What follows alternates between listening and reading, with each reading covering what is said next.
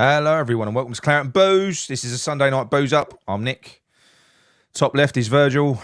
Top right is Gary. I hope you're all well. What we're going to be doing today, before we ask everyone how they are, we're going to be running through that magnificent win, that magnificent home win yesterday against Everton. Much needed 3 points, but shit game. But we're going to run through that. We're going to do quick fire player ratings. We're not going to ponder on it or anything like that. We're going to go through, because there are certainly some players that do need a specific mention. There were a couple of good performances there, so we want to mention those players. I don't think there were any donkeys really, so we won't do the graphic. And then we're going to talk about, or John's going to talk about Dawson and get all emotional. Before moving on to David Moyes. Before moving on to David Moyes again, yeah. Well, we're going to talk. Really? Yes, we're each going to give our take on what we think this means, and where we go from there. So each of us, just very quickly, and then once we've done that, we're going to open up the phone lines, and you can all phone in and talk about whatever you want. So that's what we're going to do. But anyway, Gary, John, you were over there yesterday. I wasn't. I went to. I was out for the day, as you know. I went to watch Only Fools and Horses. In Haymarket, in a Haymarket fair, very nice as well. Honestly, that was brilliant. Paul Whitehouse's granddad, superb. Yeah, I've seen it. It's only running until April as well. Yeah, my mum went and see it. I got her for Christmas. She said it was brilliant. Did you not get to the Boysdale as well, Nick? Yesterday? Not the no, I didn't get to the Boysdale. Oh, no, damn. Didn't do that. No, I'm afraid. No, Pizza Express. Pizza Express. You Pizza saw the Express. prices, yeah? You saw the prices. But yeah, so I saw the first half. I didn't see the second half. So you were over there. Do you want to? You two might as well take it away. Go on, Gary. Over to you first. Well, you know, like everyone's seen the game. Everyone's seen the highlights. But you know, from what how can I say? I went to Wolves last week, and this week I saw West Ham at home to Everton. It was pretty much two identical performances, if I'm being honest. There was not much to choose between two. We didn't turn up yesterday and blow Everton away. That did not happen, right? There were long periods of Everton possession. I think at one point there was like 20 minutes of Everton possession. I mean, the possession stats kind of tells the story. The possession stats tell the story, because I think we had about 35% or something possession stats, something like that. So it was after 30 minutes we had 30%. I remember that flashing up on the screen. So it kind of tells you that we were playing on the counter attack, which is the old way of playing, the old more successful way of playing. You know, but I'll tell you a weird experience, because, you know, we grabbed 2 goals seemingly out of nothing. I mean, the first one was a really, really cheap, badly defended goal, let's be honest. Yeah. Great cross from Emerson, little knockdown by Zuma, who 5 minutes before had looked absolutely broken. You know, it's like his knee. He's not going to last. I was amazed he came out in the second half. I thought he was done. And you got to say, a striker's finish by Bowen for the first one. Really, really good instinctive finish. And the second goal was great. It was actually started by Bowen, wasn't it? He passed it out up the line to Antonio, and Tarkowski comes sliding in, didn't he? Sliding in and Antonio touched it past him, hurdled him, got away to the line and waited. Tarkowski tried to make up for it and come sliding in again. But presence of mind, and this is why I think we should see more of Antonio playing on the wing, because he's a winger. And he's found Bowen for yet another striker's finish. I mean, you know, I can assume, but 2-0 up, and really the crowd didn't seem to get that excited, you know, at being 2-0 up. It was just against Everton. There wasn't any wild celebrations or anything like that. They missed a chance as well. I think Calvert-Lewin missed a real, you know, this is a side who I felt watching the game live, I didn't feel in danger that they were going to score at all if we played all night, because they were just frankly rubbish. Right. Yeah. But there was still at one point when I watched it back on Match of the Day, they still came very close once. I didn't remember it being that close at the game, but then again, I'm down the other end where Calvert-Lewin nearly touched one in. But even Calvert-Lewin, it wasn't Calvert-Lewin. It was the other geezer, wasn't it? The one who used to play for Arsenal. What's his name? The wing, Alex Iwobi. Alex Iwobi. He Declan Rice got a touch on it. He was going in. Declan Rice deflected it onto the post. To be honest, I mean, Iwobi was really their attacking threat, wasn't he? And in the middle, Anana looked pretty good. But other than that, I think they're a bad side. What did you think, John?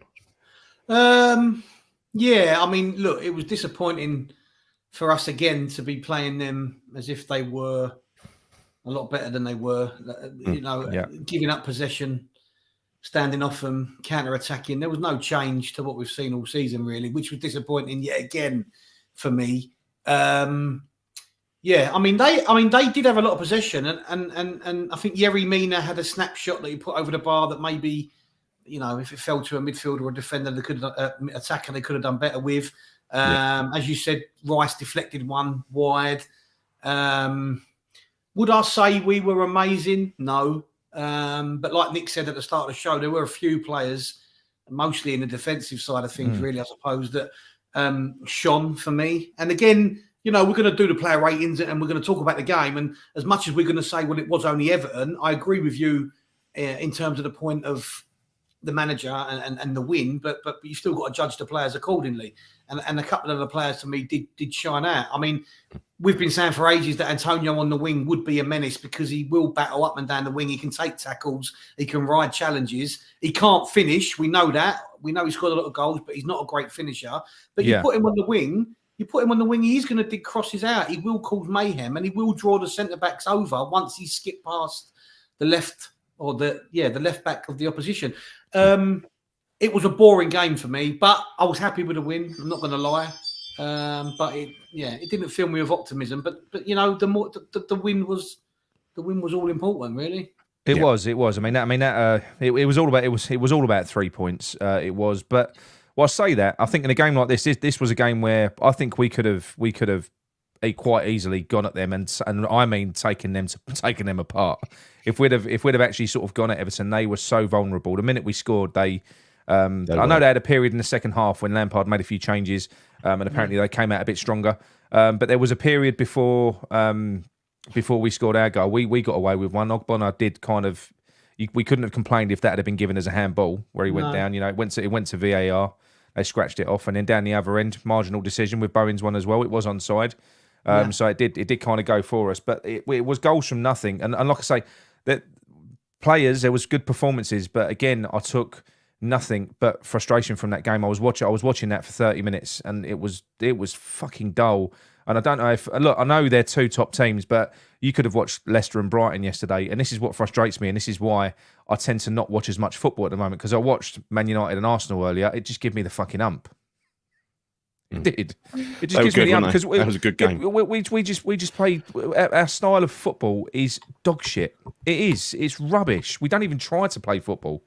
You know, you had two teams there yesterday, and I know they had more possession, but one thing that both teams had in common. Neither team pressed. Both teams were happy with the other team to have the ball. It was so slow. They just stood off of each other. You know, the only thing that Everton did better than us was keep the ball. So that's why they had more possession. They was keeping the ball better in central areas. But I just thought it was dull. They had no cutting edge. I mean, we've been complaining about that, but fuck me, they were awful in front of goal. Thank God.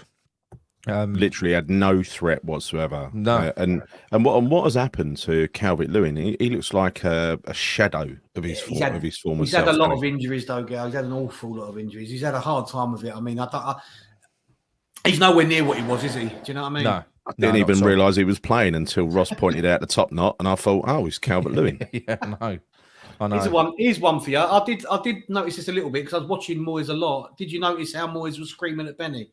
Yeah, he does throughout the game. He does. He's constantly. My eyes are so bad. I'm never going to notice that. He's constantly going at him. But yeah, look. We got the 3 points, and I did say that. You know, Moyes has done that consistently. You've only got to look back through the last year where we have been shit.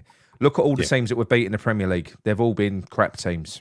You know, that we haven't beat anybody of note. So Moyes has always got it in his locker to beat teams like that. So he should with the players that he's got.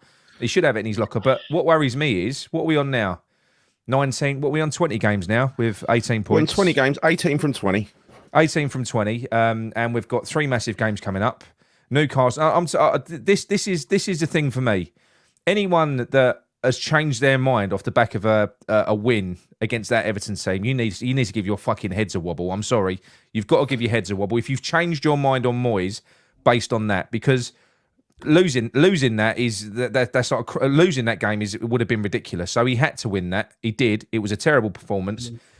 Where you could start to change your mind, where I might start laying off of David Moyes, is if he gets something out of Newcastle, Chelsea, and Spurs. But the thing is, he's not going to, because he doesn't. Like someone said today, I was arguing. He won't get anything from them. I've been arguing all day on Twitter, right? And there's one particular argument I had with someone, and he's going, basically saying, "Oh, social media is all the same with one. What more do you want?" and all that sort of stuff. So, oh, come on, right? So it's like red rag to a bull. And then we're talking about, all right, the next 3 games that are coming up. I said my assumption is what's going to happen now is that he gets the Forest game. So that means we'll ignore the defeats against Newcastle, Spurs, and Chelsea because they're expected defeats, and then it's the same situation as yesterday where everything rides on the Forest game, right? Yeah. And so that could potentially mean, think about it, that is 4 points so far at the last 24. That could potentially mean if we lose against Forest, 4 points out of 36. You're talking relegation then, Gary, because when you get to that part of the season now, and I said this in that little update I done earlier, if we go through the next 3 games and we end up on 23 going into our 24th game against Forest, that's when you start seeing a separation in the league. That's where you'll start seeing maybe 5 teams disjointed from the rest. And that is the fucking dogfight. That's what's going to happen there. And the thing is, when you look at, we've already agreed, you've only got to look at the trends from the past year. We know we don't beat certain teams. We can't guarantee that we're going to always beat the likes of Everton. We're not going to always beat them. So when you look at those matches on paper, you might be able to pick out 7 or 8 wins, because we're going to need about 8 wins now to sort of get to the 40-point mark. So probably another 7. Probably another 7 we'll need, because there'll be a few draws along the way. So I don't think 40 is going to be the magic number this season. I think it's going to be lower. But what I mean is, but when you look at that, and you think, right, they're winnable games, but those games are like must-win games because we don't get anything out of the other games. Yeah. So there's going to be no surprises, and we're going to get to a stage in the season. And that's why I think it's important to get a managerial change, because we might have to spring the odd shock. We might have to go out and nick a surprise win against an Arsenal or a Newcastle or someone like that. We might have to do it. Whereas David Moyes, he will not fucking do that. He's not going to. Well, yeah, what I'm worried about is we're going to go, because if you think about the Forest game, like I said earlier, we could end up with 4 points from 36 going into the last 16 games, right? And before you know it, there'll be 10 games to go, and it will be a massive relegation dogfight. Now, I hope and pray that doesn't matter. That doesn't happen, right? I hope we somehow pull some points out of the next few games. Yeah, I can't see it myself. I'll predict 0 out of 9 for the next 3 games. I can't see it, but I'd love it if we did get some points, because I'll probably end up going up to Newcastle. I've got a ticket for that now against my better instincts, but I'll probably go up to Newcastle. You're a glutton for punishment, you are. I can't get enough pain. I just need more pain, right? So, you've still got to go, haven't you? The thing is, this is it. You can whinge and moan all you want. We all do at times and that, but it's a drug. You still go, and no matter how dour the football is, and some people might not. Some people maybe had to turn their backs, but like we've always said, it's our club. It's in your blood. So.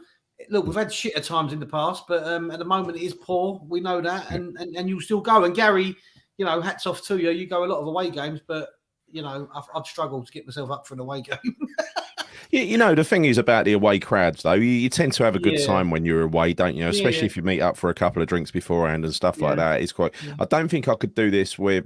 I'm happy to drive and take me time and sometimes stay at a place for a night or something like that. I don't know how people do the the coach travel, because a lot of people do the coaches every game where it gets you there just before the game and then whips you away afterwards. It's great because you ain't got any responsibilities and it's quite a cheap way of doing it. But that's a diehard thing to do, in my opinion. What's this here, Nick? Nick. That promise you made earlier lasted about 2 hours. What promise? What's that for? I don't know. Did you? Oh, that video. It might be that video when you was dressed like Del Boy. Oh, it might be. Yeah, it might be. With your flat cap. But yeah, so what we'll do, Fabianski, we're going to quickly whiz through the player rating, so we'll just talk about him. So I didn't watch the full game, so you two can rate these players for the full match. So Fabianski, John. Yeah, Didn't have much to do, did he? Didn't have a lot to do. Didn't do anything wrong. I don't know how to score him. I mean, I'll give him a 6. Average performance. Didn't have to do anything. Didn't do anything wrong, but he wasn't tested, was he? So No, that's fair. I'll just say 6. That's not being horrible. No, horrible, that's fine. Right, Gary, Zuma. Zuma, I thought had a really great game, and bear in mind he looked broken, like he was going to come off twice, right? And he had a hand in one of the goals. You know, I wouldn't put him up there with the other bloke you're going to talk about, but yeah, I'll give him a 7. I thought he had a fabulous game, Zuma. Good to see him back. Yeah, no, I thought so. I do worry about him because I was, like I say, I didn't see the second half. I was amazed he came out for the second half. He looked fucked towards the end of the first half. Again, later in the second half, it happened twice, right? He ain't going to last. Zuma. Zuma ain't going to last. Yeah, sorry, not Ogbonna.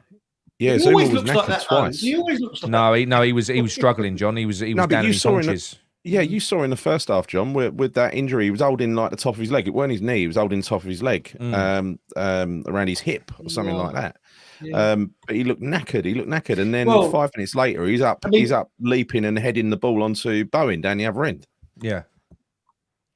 Right, next one. Bonner. The problem we've got now is. Go on. Oh, hello. No, go on. Can you hear you? No. Yeah, sorry, mate. Ogbonna, John. Ogbonna, I mean, I was saying to you before we come on, wasn't I? When you think about what he's been through injury-wise, when you think about the age that he is, I think his recent performances have gone under the radar, really. I think he's doing a good job. What's he, 34, 35? I thought he played well.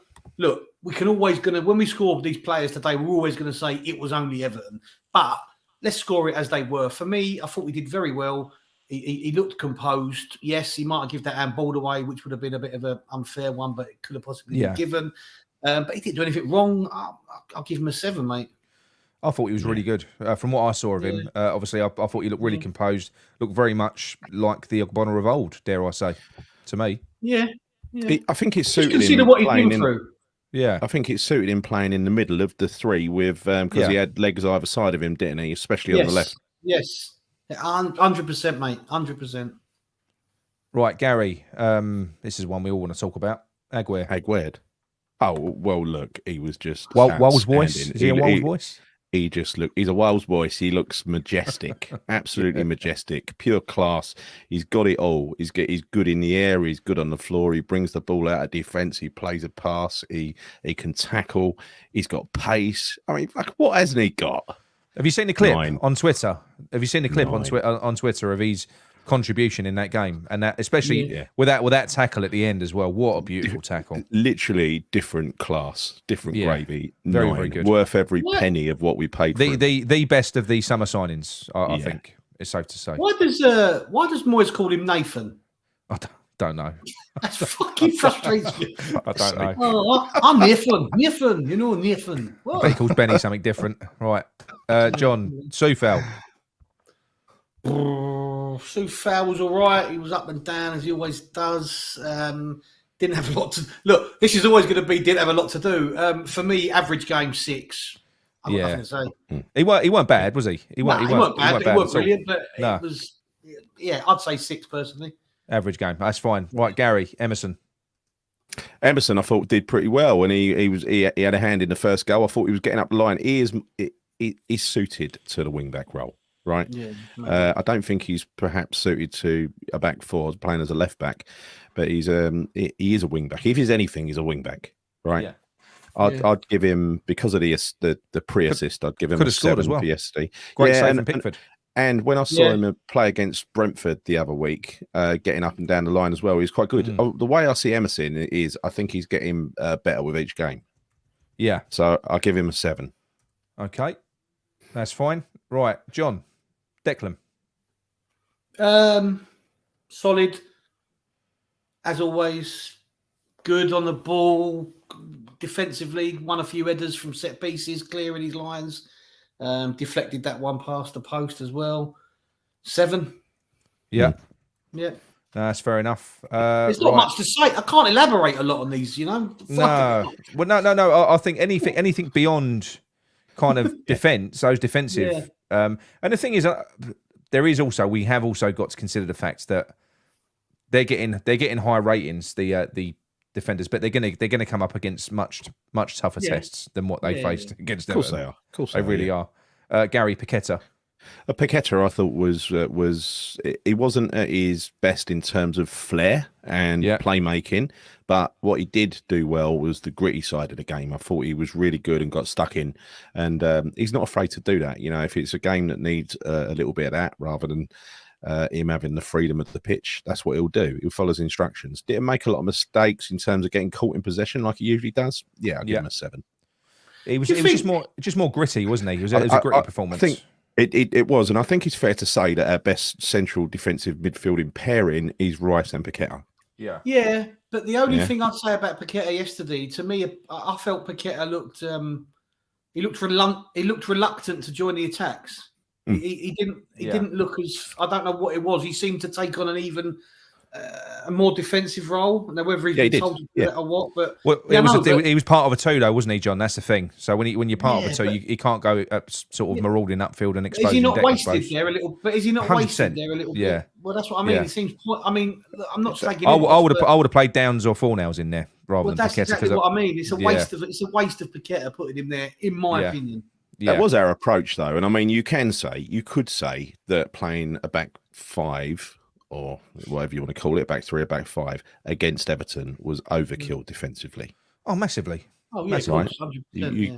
You could say that. So, but I think Paqueta just played in the system that had been selected. It weren't really his choice, but, you know. Yeah, I just look. It's another strange pick, putting him in there ahead of someone like Downs, isn't it? It's another strange decision. But if the job is, like you said, if it's industry, if it's sort of going out, getting tackles in, just moving the ball quickly, then Downs is probably better suited to that role.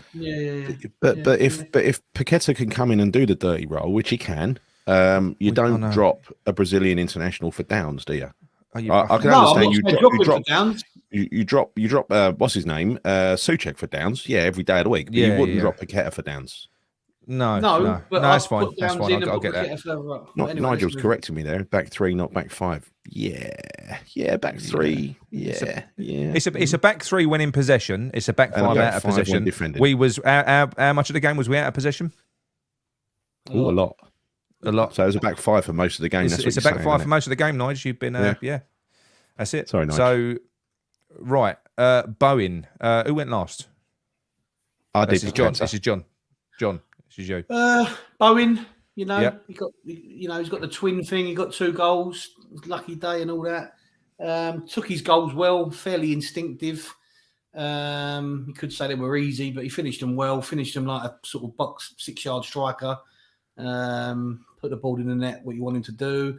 I did see his second goal celebration. He was putting his finger to his lips, wasn't he? I wonder what that was aimed at. Right, did you not see that on Twitter? So basically somebody didn't attack him, but they approached him directly on Twitter and said, what's all that about, Bowen? Are you saying that it was a stupid message?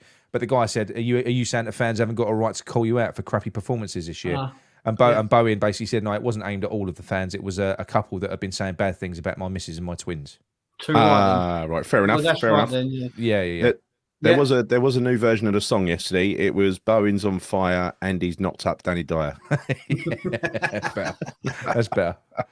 Right, Benny. So I'll give him. Oh, sorry, mate. Go on. I'll give Bowen 9 for the 2 goals. Yeah. It was 2 good finishes, really good finishes, wasn't it? Yeah, quite instinctive. Yeah, it was. Right, Gary, Benny didn't have his best game, but he was industrious. I think I'd give him probably. I haven't got much to say about him. I'd give him a 6. But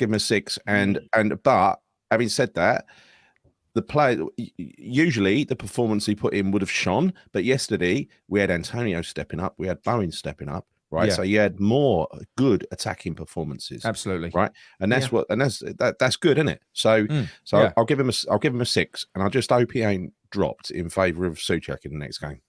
He's got to play. Yeah. Okay. Cool. Right, and finally, Antonio. We won't do the subs. We'll just have a chat about Danny Ings. I think. Right, Antonio, John. Antonio, well, he set up the second goal on the right wing, running down the right, which is somewhere that I think he should be from now on going forward. Yeah. He wasn't brilliant, he didn't do a lot for himself in so much as he didn't look like he was going to score again. To me, he didn't look like a striker again. But he worked hard. He was industrious. This bloody phrase drives me mad. I'd give him an average score of 6 if I'm honest, mate. Yeah. Okay, no, that's fair enough. I think he had one of his better games this season.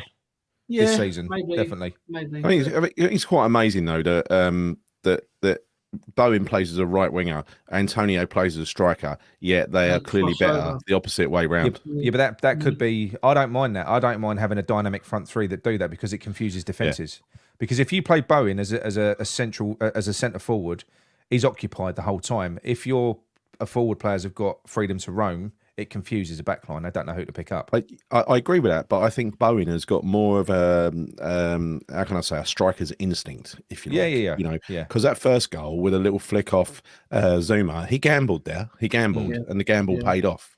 Yeah, no, that's right. That's right. I agree. Okay, right. I didn't see him. The new man, Danny Ings. What do we think of him when he came on? Go on, John. Well, I thought he created a bit of urgency. He looked lively. Picked the crowd up a little bit as well. The crowd were happy to see him come on. I was a bit surprised that he didn't start, if I'm honest with you, but that's another story altogether. But he looked lively when he came on. I think he'll do well for us, but obviously, again, it's going to be a matter of service, isn't it? It's going to be a matter of. What minute did he come on? Did he get 20 minutes? 70th? Right. Okay. Yeah. He got 20 minutes. He didn't have a lot of time, and it wasn't a great game, was it? But no. He looked all right, mate. Look, we know what we're going to get with him, but we need to serve. We need to give him chances. He'll score goals. It's as simple as that. Wherever he's been, he scored goals. Yeah. Yeah. Also, when you think about it, John, he came on he really only had 10 minutes because I think with 10 minutes to go in the game, Moyes decided to bring on. He actually made 4 subs. He brought on 2 more subs to shut the game out. Right. Yeah. So he brought on Souček and Downs, wasn't it? The second subs. Yeah. I think that was the second set. I suppose when you come on with Souček, Ben Johnson as well came on. Oh, of course, yeah. I'm getting my subs all mixed up. Ben Johnson came on second with yeah. People in the chat saying that Ings looked knackered, and I saw that. There's a clip that I watched. I have watched some of the second half back because I found it was like an extended highlights, and Danny Ings was visibly blowing towards the end of the half. If he'd only been on for 20 minutes. Well, yeah. I don't know though. I mean, listen, he'd been warming up for 70 minutes. Yeah, that's true. Yeah. Right. Okay. Right. Taking into account, Gary, I'll pass this one to you. All the sanctimonious shit we've had to listen to in the build-up in his press conferences, and that crap we listened to afterwards as well, which just made me want to smash my TV up again. David Moyes. Well, everything all wraps in. I think. It's really difficult to score a game like that, isn't it? I think part of me says he's got it right because he's picked a team that's beat Everton. We've got the right result, and that's all that really matters. And it is all that matters at the end of the day. Yes. However, did he make life hard for himself by playing a back 5/back 3? Because he could have gone for Everton and really punished them and turned them over because they were there for the taking there. Yes, but look, I'm not going to get anal about it and just mark him down just for being David Moyes and the fact that I don't want him to be there. So I'm going to be fair. I'm going to give him a 6. A 4. I agree. Okay, a 4. That's fine. Right. Okay. Yeah. What? You give him a what? Who said 4? Nigel's giving him 10 out of 10. So of course he is. Yeah, 10 out of 10. I know. He loves David Moyes. He loves David. He loves Moyes ball, like he loved Sam Allardyce. He loves it. He loves that style of football. This is, I mean, this is the thing now, isn't it? Though, look, Thomas Barnard here says it just prolongs Moyes, and this is what I really struggle with. Like, I'm not judging people by it. I'm just saying, and maybe Nick, you're a little bit along these side of things. Look, listen, I was desperate for the win, but I said in my midweek show. I said it was one of those games where both sets of fans wanted the win because you need the win because you're desperate for it. But then as you're walking away from the stadium, the realisation is going to hit, fuck. That means he's here. That means we're stuck with him. And there's going to be a lot of fans that felt like that, and that doesn't make them bad fans. No. That's what I'm saying. I'm not saying that. But I can't want us to lose because I want Moyes gone, No. for example. No, of course not. No. I just want people to know in the chat quickly. This is Sean Webber. He supports. Who's he supporting? Nick? He's a Spurs fan. He's been on the show. He was on the show many moons ago. Yeah, but some people might not watch us then when we had one viewer. Which is why we don't get. I used to hover this above his head. Look, when he came on, there's a lasagna. I've still got it. Yeah. But Sean is a Tottenham fan, a friend of Nick, no longer a friend of the show, mate. Nah. Yes, but don't let him wind you up in the chat with these sort of derogatory comments about Declan Rice, right? He's trying to get you all going. Look, east side's biting on it. People are biting on it. He's causing trouble, everyone. Yeah, just talk about Arsenal. Just talk about Arsenal. Yeah, about how great they are. Just say how good Arsenal win look. Today for Arsenal, wasn't it, Sean? See? Yeah, brilliant. They were brilliant. But look, before we get on to David Moyes and we each give our little 2 pence, do you want to? Is there any questions from anyone, John, that you've seen that we need? Not that we really need to questions, sort of discuss mate. off the back of it? More people's comments on it. A lot of people saying, look, the same old thing in it. Look, good job, Everton are worse than us. Yeah. They weren't great. We know that. Moyes only beats the worst team in the league. This is Nick might agree with this from each side. Nigel is one annoying man. I feel for his missus. He's always in his shed. She's all right. He's always in his shed. That's what she locks him in the shed. Thomas Barnard sent Thank me you a very fiver. much, mate. Thank you very much. Yeah, I've never seen any of this money. I don't know where it goes. Top man. It buys Nick flat caps, Gal. What do you reckon? It does, I've got do. a collection. Got a collection. I want Moyes out, but I never want the team to lose. Nah, same here. What's this one? Question. Oh, we've got a question. Here we go. From Neil Down Under. Good day, mate. You flaming mongrel. Did the signing of Ings lead to Antonio not falling over yesterday? Quite possibly, because usually when Tarkowski comes across and slides in like that, Antonio goes down, doesn't he? But did you not see the West Ham clips? Yeah, the parody account. West Ham clips. Well, there's a clip in that of Antonio falling over, so he did do it again. Oh, did he? Yeah, in the game. He wasn't as prevalent with the falling over though, so I sort of maybe Neil might be right. You know, Neil might be right. What's this one? Craven Moorhead. Of course he's staying. If Lumper Flard is staying with Imbrew, Iron Brew Pubes is most definitely. It's a good question from Dazza. A good question from Dazza. How important is the Conference League now? Do we need the Sunday games and the relegation?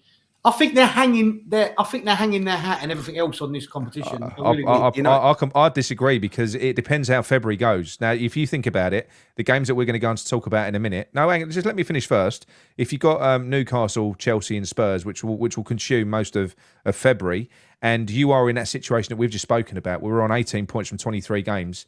People aren't going to. The board are going to be like the fucking league. Sunday is going to cause a problem all of a sudden. We've got knockout games now. That's all we got. Knockout games starting in March, right? It's March, isn't it? Right. Yeah. So, and there's only a handful between here and the final. There's only a handful. What is there? 3 rounds to get through. So six games to the final. Six games to the final. Yeah. That is not onerous. And bear in mind the quality of the teams that we've been playing. We're not going to get teams like we got in the Europa League, which were all top teams once we got to the knockout stage. There's a few good teams we could get though. There are a few. Once we get to the semi, probably. Once we get to the semi, but not in the other rounds. I think we'll be okay to the semi, right? Listen, if we do end up getting relegated, if you give me a choice of staying up or the trophy, I'll stay up every day of the week. But if we're going to get relegated anyway, I'll take the trophy, right? I'll take the trophy. I don't think you're having your cake and eating it there. I'm trying to explain what is inside my head, and I'm not doing it very well, right? I'm just saying. Listen, we shouldn't throw away chances to win a cup. We're West Ham, for Christ's sake, right? Yeah. We might not be in Europe for another 20 years. We're right, 16th now because Leeds drew. Right.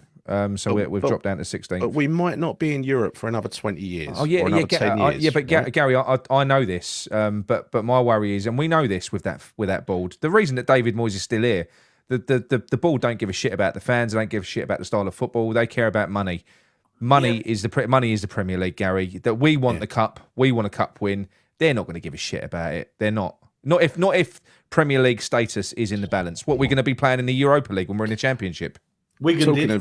Talking of the board, there was a very well observed round of applause for David Gold yesterday. Bit strange playing Spandau Ballet's Gold though, as part of the tribute. Did they really? Yes, they did. That's Did you- fucking did Russ you- then. That's did you sing Russ's to it? fault. I reckon They that never- was Russ's fault. They never failed. They never failed to be tacky. I tell you. No, I know. They didn't go for the big floating, the big inflatable dildo though, as suggested the week before. No, over the London No, they Stadium. didn't. No, But They no, said- it was well done. They said a bloke from Nick was using all the dildos. Didn't have none left. Jay Woods, is Moyes going to stick with 5 at the back for the rest of the season? I think he will, because I think I don't know. Well, we thought that in the last game because he's played this before, John, hasn't he? He played it against. Yes. Oh, but he Yeah, but changed against changed Brentford. it. But it does look better. It does look better with 3 proper centre backs, doesn't it? Doesn't it? It does. We've And said and that. I know it's only Everton. I know that, but I tell you what, pick your formation and stick with it, and let everybody get used to that system rather than changing it every week. Yeah, no, I agree. Well, look, we won. It'd be interesting to see what happens next. we're going to win again, aren't we? Yeah, Sean Webber's responded to your comment, John. Yeah, I'm going to ban him, mate. I don't know what Tottenham fan. Is it that bad at Tottenham that he's coming to watch us on a Sunday night? I'll tell you He what, likes the to thing see our about pain. Sean- That's what it is. He's a the thing sick about Sean bastard. is, He likes I to see am our sure, I am positive with Sean. When things are going well with Spurs, he drops us out like we don't belong in his little gang, Oh, right? yeah, he As spoke soon to as us for things- years. Exactly. As soon as things go tits up down at White Hart Lane, he has to come over here to laugh at us because he's like, you know what I mean, I poke know. us a little bit. It's Makes like, him feel it's good. like a little pep up, isn't it? He needs it. Yeah. That's it. Lawrence Watkins, Well- thank you very much. $4.99. There you go. Cheers, Lawrence. That win regarding Moyes is like giving a kiss of life to a serial killer. Fucking, do you know what? It actually is. Right, and listen, we are going to talk about that. Well, very, very shortly. We're going to get into that before we open the phone lines, everyone. So we've done well to wrap all that up. We did quick fire player ratings because we didn't want to get stuck on it because we want to get to the phone calls. So, John, do you want to do your little emotional bit on Dawson? Well, look, those of you that follow me on Facebook, you would have seen my All 3 of them. shut up, you puppet. You would have seen my eloquent loving of my one and only true love, my man crush. You know, these days it's not cool to have a man crush, but you know, I cannot forget this man. He's got his move. He's got the wish to move back up north. We've obviously discussed it off air. You know, he's got some family issues. He was commuting down most days from up north. He was putting a lot of stress on himself, you know. And when, you know, people were questioning his performances this year, but obviously family life is more important than anything. And the stress that must have been involved in the commuting up and down, worrying if everything back home's all right. You know, he just wanted to move back closer up north. He wanted to get that move in the summer. Obviously, we had to, or the club or Moyes had to put a stop to that because we was very short of centre backs. He's carried on regardless. He's gone through to January, and now he's got his wish. And look, it looks weird now, but I mean, he's now signed a 2.5-year deal at Wolverhampton Wanderers. Right. There he is in the Wolves kit. It pains me to look at that, and it's odd because at the end of the day. You know, look, let's be honest. We signed him, 2.5 years ago, originally on a season-long loan. We went into meltdown. Most fans were like, who? No one knew who he was. We plucked him from the bench of then Championship club Watford. He wasn't even getting in their team, right? And, you know, I genuinely think that he has become, in a short space of time, what I would refer to as a cult hero. Definitely. He came in as a bit of a joke. He'd been relegated 2 or 3 times already in his career, I believe, with Watford and West Brom, and everybody thought we was going to go the same way. But he had, you know, when he got his chance to come into the team, I think one of his first acts was to kick Che Adams in the head, Southampton away. Yeah. And I think that, to me, quite quickly sort of summed up what he is. He was a no-nonsense defender. In a way, he was a little bit of a throwback. But I genuinely think that in time or through the time at West Ham, he grew far more than that. I mean, he developed as a player, didn't he? He became a player. He sort of become more elaborate with his passing. Yeah. In our European run, he was spraying balls, you know, from left to right, over to Benny, over to Bowen, whoever it might be. And I think he will be missed massively. I think it's another big character gone at the club. He, to me, looked like the sort of guy who came in, did his job, trained well, played well, did his best. And I genuinely believe that without him, we probably wouldn't have had the successful run to the Europa League semi-final that No, we had. he really stepped up, didn't he? Like some of them performances, the Against Leon. against Leon at home, them tackles. Was it Dembele? He just put on his arse and that. And what was that one right at the end of one of those? It was either at the end of the Seville or the Lens game in like injury time, where he's come out of defence and he's left a trail of bodies behind him. Right, he's had about 3 consecutive tackles, one after the other, just smashed into people. I like the way against Sevilla, Gary. The way like En-Nesyri was kind of put on his arse 2 or 3 times by him in pretty quick succession. You know, he looked crestfallen. En-Nesyri, didn't he? Yeah, you're absolutely right. What you said. He is a cult hero. He's a proper cult hero along the lines of Ginge, right? Yeah. And you don't get many of those, dear. You don't get no one thought he'd end up a cult hero when he came here. We thought he was coming in as a bit part squad player, didn't we? Yeah. Exactly. And look, we have had information, but we don't know if it's true. But we've had information from someone as to what the reason might be. We're not going to share it, but just because it's the wrong thing to do. But if it's true, he needs to get back. He needs to get closer to home. If it's true, then his performances are even more to be admired. You know. Yeah, absolutely. But look, in a very short time, he became a very important player for us, and just wish him all the best. To be honest with you, you know what I mean. So. If anyone out there wants them to be my new man crush, let me know. Send a photo in, and I'll let you know. Okay, best of luck to him anyway. Best of luck. Yeah. Best of luck, and thank you, Dawson, for the memories. There have been some. He's been brilliant. He's been brilliant for us. I'm glad he got his move. I'm glad for him. He's got that move. You know. Fuck Wolves, but I'm glad for. I'm happy for Dawson. I hope they get relegated. Yeah, so look, let's go on to David Moyes before we open the phone lines. So we said at the start of the show that we was each going to give our take on what we thought that win does mean going forwards, and a little bit of a prediction. And look, for me, it kind of went exactly how I thought it would. I did think that we would win that game. I think it would have been difficult not to. Everton were worse than I thought they was going to be. I didn't anticipate they was going to be as bad as they were. But I did say before the game, I said if he wins that, it's a stay of execution beyond the next 3 games. Because if you're not going to sack him for the last 7, and that game is going to save his job, you're not going to sack him for losing games that he always loses. He's not going to, if he loses to Newcastle, Chelsea, and Tottenham, which he in all likelihood he probably will. He's still going to be here. That means that the next winnable game is going to be Nottingham Forest. By which point, and I said this earlier on, we're going to be in trouble. But then, if he gets a draw in that game, it could go on again.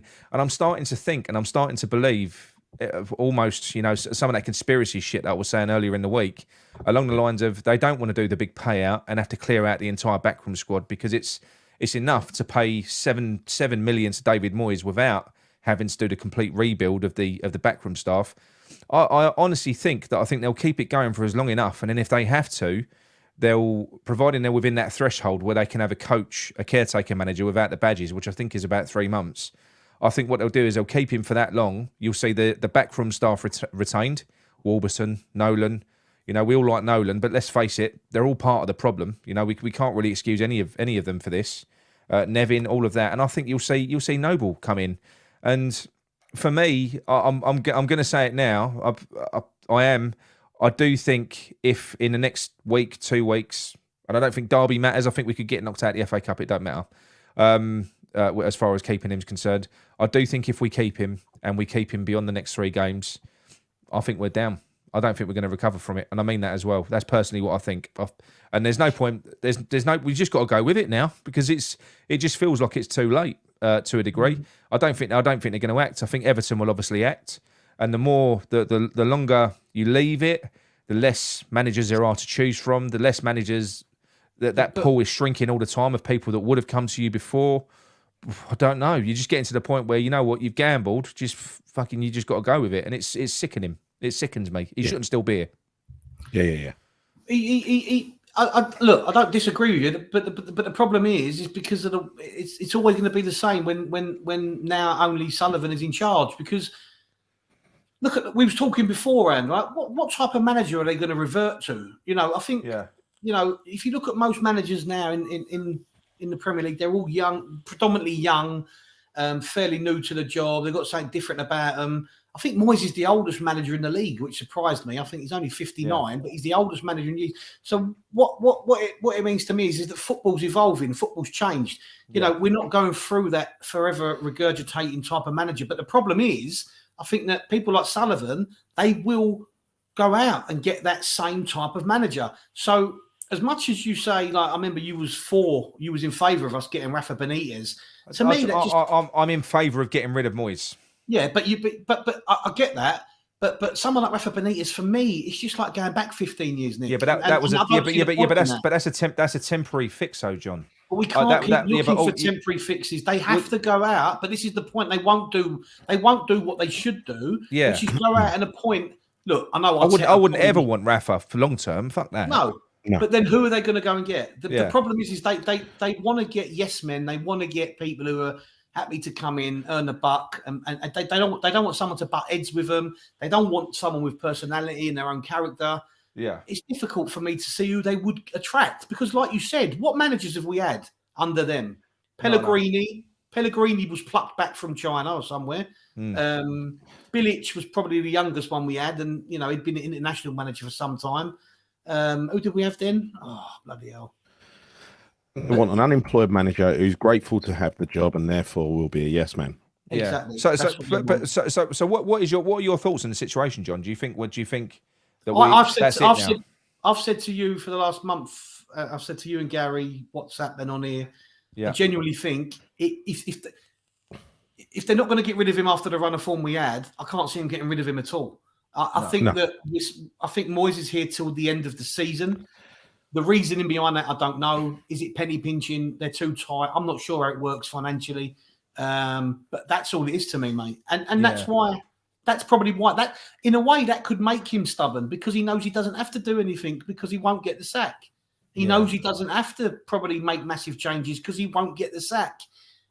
And they came out and backed him, and we sometimes say that that's a curse when the board come out and back them. But in this instance, it actually seems it's probably true. And in some ways, you probably do no wrong. That's how I see it. I know. That's fair enough. Right, Gary, over to you. Well, firstly, in the comments, Bailey, Moyes has proved the haters wrong. Well, how exactly has he proved the haters wrong, really? Mate? I mean, we won, for instance, I wanted Moyes out, but I predicted a 2-0 win yesterday. Winning yesterday was not a surprise. It was expected. Anything less than a win would have been appalling, but I still expected him to be fired afterwards because what has it proven? We've beaten Everton, the worst side in the league, right?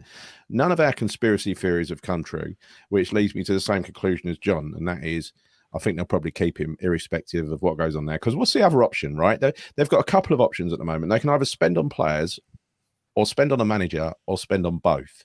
Now, they're going to take the least cost approach, probably, because if they get relegated and they've taken the highest cost approach, then that's going to hurt the most. They're going to do one or the other. So they clearly thought, I'll keep the manager, buy a few, gamble on it, gamble that he's going to do it. Because if you sign another manager, you're going to gamble on that manager just the same way as you're going to gamble on keeping Moyes.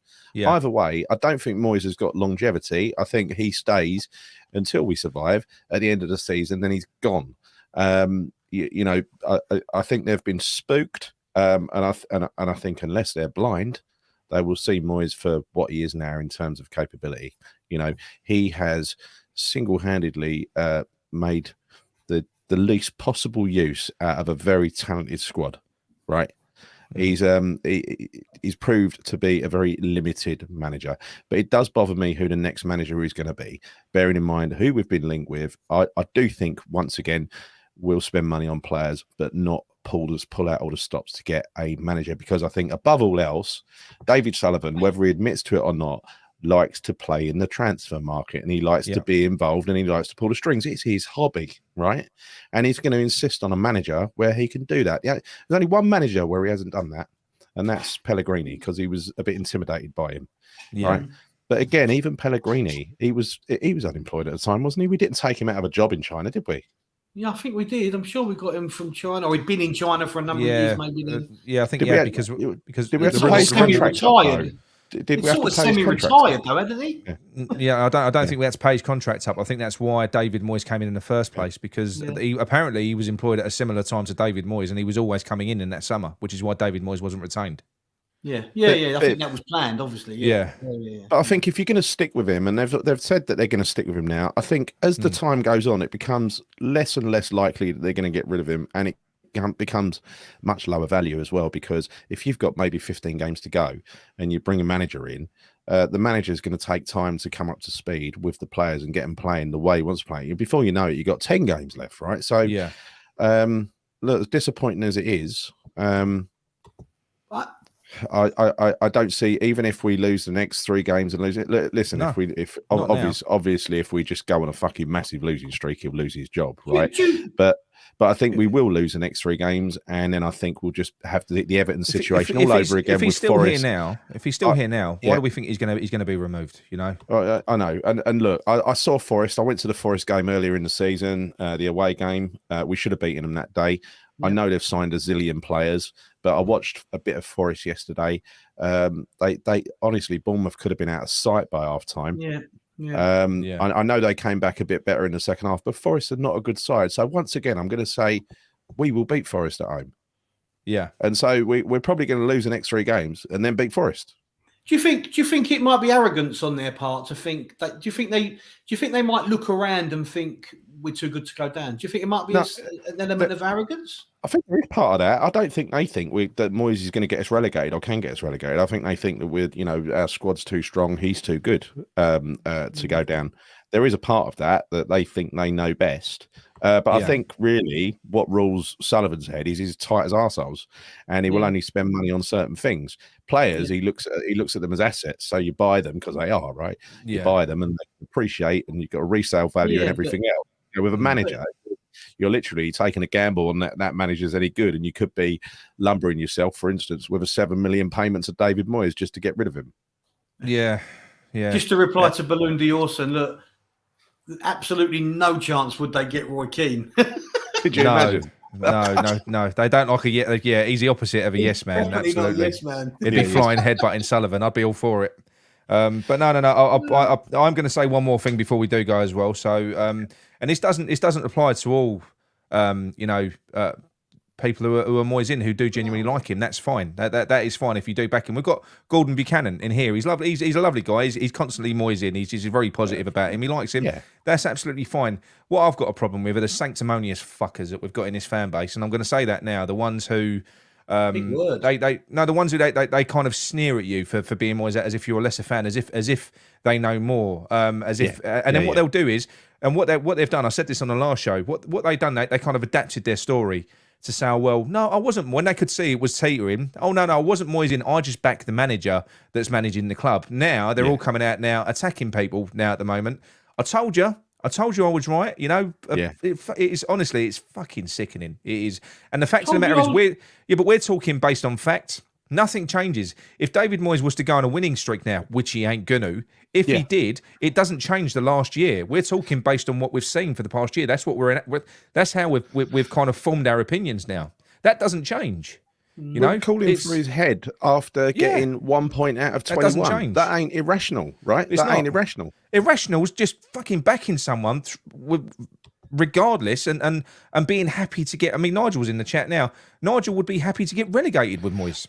Yeah, but our cousin Paul's exactly like that as well, right? No, Nigel said he'd win a cup and get relegated. That's different. He would be happy to get relegated with Moyes. He would. I think. I think he would. You have put not only words in his mouth, you've put a novel in his mouth there, because he's going to get pelters now in the chat, and you know it. Well, he's already probing people. Look, he's saying, don't say that soul sing. What is it? Don't say that soul singing superstar in here. You'll be lynched. So he's already poking the bear. What's that mean? Don't say that. I don't get it. He's obviously responding to someone else. But yeah. Okay. So yeah. But no, look, we don't lynch. We're not lynching anyone. It's not a case at all. I'm happy with my with my opinion on this. I actually am.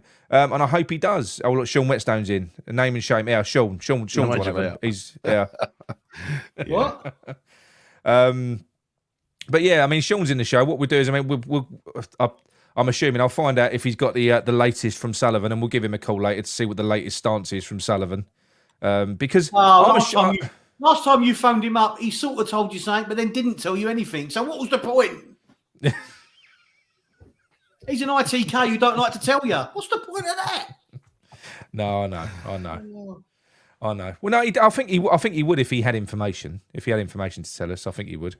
He's too busy eating aperitifs or whatever he said. Aperitifs, yeah. There's still a chance, Nick. There's a chance you were the first one. You went on Hammers Chat and called out that the Qataris were going to take over at West Ham. So if that happens, you're going to become the new IKT. I will be the IKT. Honestly, you have a look at the Qatari show that I did. When was that? About 2 months ago.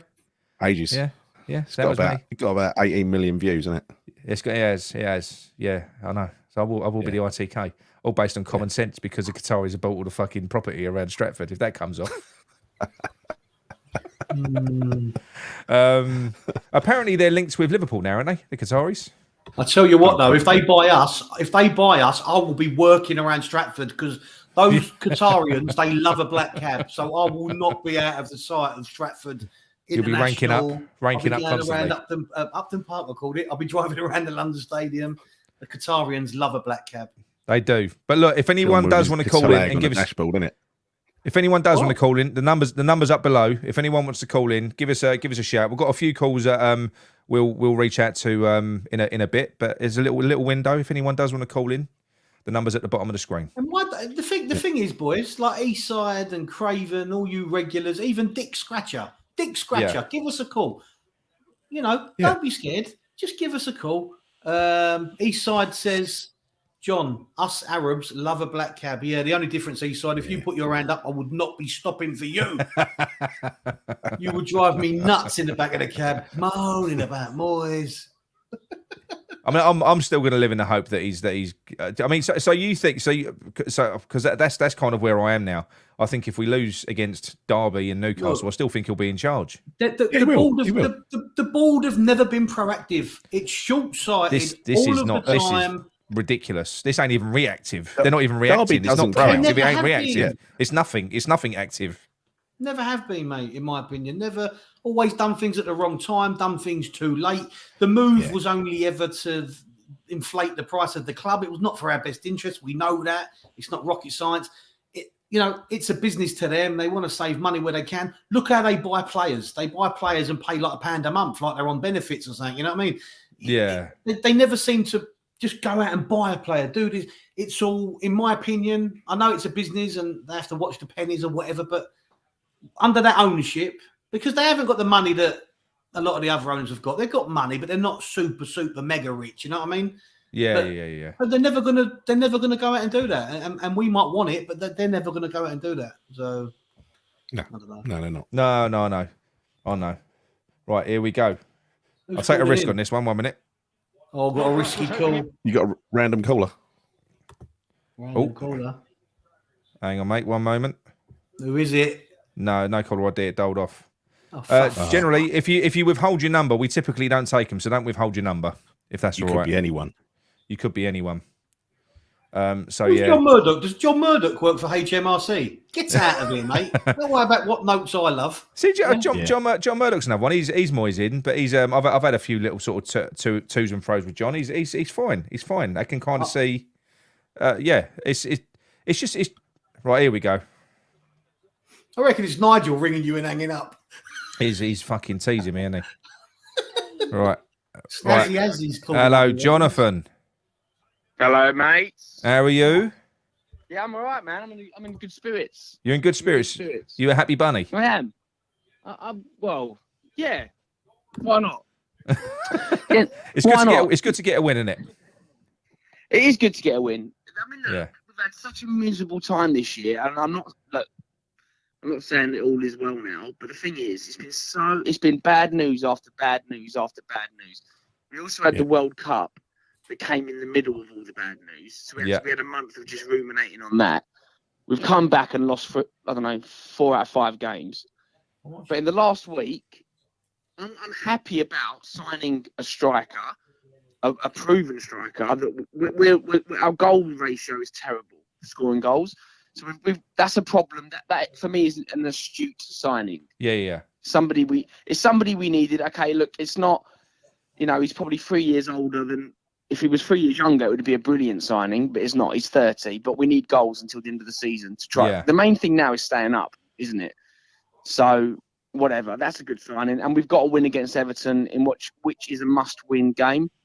I know a lot of people have said, and they're quite right, it doesn't really do anything. Yeah. And they've complained about the performance as well. It was The poor. thing It was is, the poor, though, performance was never going to be the performance in a game like that. It's a very, very high pressure game. Both teams. It's like El Saka. What was it? El Saka something. El Sacchio. Yeah, El Sacchio. El Sacchio thing. Both teams were nervous. All the players are low on confidence. We came away with a win at the end of the day, and we bloody well needed it. I know that some people will be upset. It's fucked up. I don't care what people. There are people that are upset we didn't lose. Yeah. But I don't know. I don't know if people will be upset that we lost. I think what you've got the scenario where there isn't going to be a West Ham fan in that stadium that wants us to get relegated. This was critical. We lost the Wolves game. We couldn't afford to lose this one. It was so key. So I don't think you're going to have many people that. The result. There will be many people. I But think there will be people retrospectively they're going to look back at it and go, "Oh fuck." That means we're keeping Moyes. Yeah, I guess so. I think some people will think that, but in a game like this isn't 3 points. This is 6 points. This is such a massive game to win. Yes, it is. Even if we'd lost this game and then we made the change, and then we lost the next 3, I wouldn't feel much more positive. Yeah. Just because we've got a new guy, and especially the types of people that we're looking at. Yeah. But the main thing is we got the win, and then I get one night off from worrying about it all. I think that the win was far important. The win was more important than the performance. I think Moyes is staying now to the end of the season. Yeah, well, only if he keeps on winning, he will. Well, he won't keep on winning, but if he wins, like I say, if he wins the Nottingham Forest game in 3 games' time, if every 3 or 4 games he gets a win or a draw, he'll be here to the end of the season. Yeah, he will. Yeah. He will. But or if he wins the games. But another thing was, I think I've been in and out of the show tonight because I've been quite busy. But the thing we talked earlier about Rafa Benitez, and I actually thought I agree with you in terms of I don't think you said this. I thought if we're going to get a sort of 6-month manager in, he would be a good shout just for that. He's a safe pair of hands. I think that he speaks different languages. I think some of the foreign players we've got, everyone's going to know who he is because at the end of the day, even though he's past it, he's still a superstar manager. He has been. Yeah, he is. He's high profile. Yeah, but if he would have kept us up, the issue you might have with getting someone like Rafa Benitez in, Nick, can you hear me? Is that if he keeps us up, he gets a 2-year contract. If Because that's what Alborda like. If he came in Yeah. and kept us up, he'd get a longer contract. That's what would concern me. I would not do that. I would just give him a Can you hear us? bonus. I can hear you there. Sorry, I'm just thinking if we got someone in like that, Jonathan can hear me again. Or any of the other people, Daesh, that we end up with them, and then we're in the same. I think they really need to try and get it right in the summer. Yeah, Jonathan, can you hear Gary and John when they talk? I can't. No, I can't. I don't know what's happening there then. You screwed it. So up, if I'm talking over you guys, because I can't hear you. Sorry. Oh, right, okay. Yeah, no worries, mate. That is fine. That's what I'm saying. I understood that. Because Jonathan would never talk over me. He wouldn't. He wouldn't. Call me back? Yeah, I'll call you back, mate. I'll call you back. I'll sort this out quickly. I can only hear you, Nick. All right, cool. That's not a bad thing, though, is it? Depends. Depends what mood you're in. Oh, yeah, call me back if you want, mate. All right, mate. No worries. All right, cheers. Right. Okay. Is it your routing? It shouldn't be. It shouldn't Nick's be. good at routing, isn't he, Nick? Routing around. I am good. I'm good at routing. Yeah. It's all on there. Should be fine. No reason why not. It's just Jonathan being an absolute rude git. Didn't want to talk to me and Gary because you're the star. It's all about me. Can you hear me? That's all that matters, isn't it? Yeah. There you go. Yeah. No, it should have been fine actually. Oh, hang on a minute. Let's try again now. I think that might be why. He ain't coming back on, is he? For God's sake. Let's just get him back on. 1 minute. Can we get him off quick, please? Yeah. I want Nigel to phone up and go, love Moyes. Hello, Jonathan. You're all right. Right. I'm hoping that now you'll be able to hear Gary and John. Can you hear us? Can you hear us? Go on, guys. Say something. Yes, Jonathan's a knob. Jonathan's a knob. You can't hear him, can you? I've never been so insulted in my life. Oh, you can hear him? No, I can't. Oh, you can't? Oh, I don't know. Assumed we was being rude. Yeah. Okay, mate. All right. Well, look, that's fine. I'm gonna have to sort out my technical issues, and then I not will. again. I'm I around know. Every week. Back. All I've right, got mate. some I think I've got some stuff to say which might spark the touch paper. Oh, really? I'll definitely call you I back. think so. Make sure All you right, stick if you around. I'll can. call you back. I As long will as it stick don't- around, mate. Don't worry. As long as it All don't right, touch the bog paper, Cheers, mate. it'll be all right. Yeah. What's happened there, Nick? What have you done now, Mate, Nick? I haven't touched it. I ain't touched anything. I don't know what's going on. McCarthy's getting the amp. Look, you fucked it up again, Nick. I fucked it up again. Mate. Well, do you know what it is? I'm going to blame my son. My son's been sleeping up here. I bet he's been fucking around with the settings of this thing. Why are you always I can blaming get- someone else? You got to 'Cause take it's responsibility. You got to be a bit. You want Moyes to take responsibility. Maybe you need to take responsibility and walk away from when your you get job it now, set up Nick. right. No, When you get it set up right, Nick, take notes. Gal, You get it set up right, screenshots, notes, everything. It's set We up can't have correctly. this to I the end of the promise you. season, Gal. We can't have this to the end of the season, Gal. No. It's Look at configuration someone else in, problems. mate. Every I know. every Let's game. get Nigel every in. game. Every Yeah. week it happens. It's a fucking nightmare. Right. I'll tell you what. Shall we? Just to annoy him. Shall I phone him back again? Yeah, go on.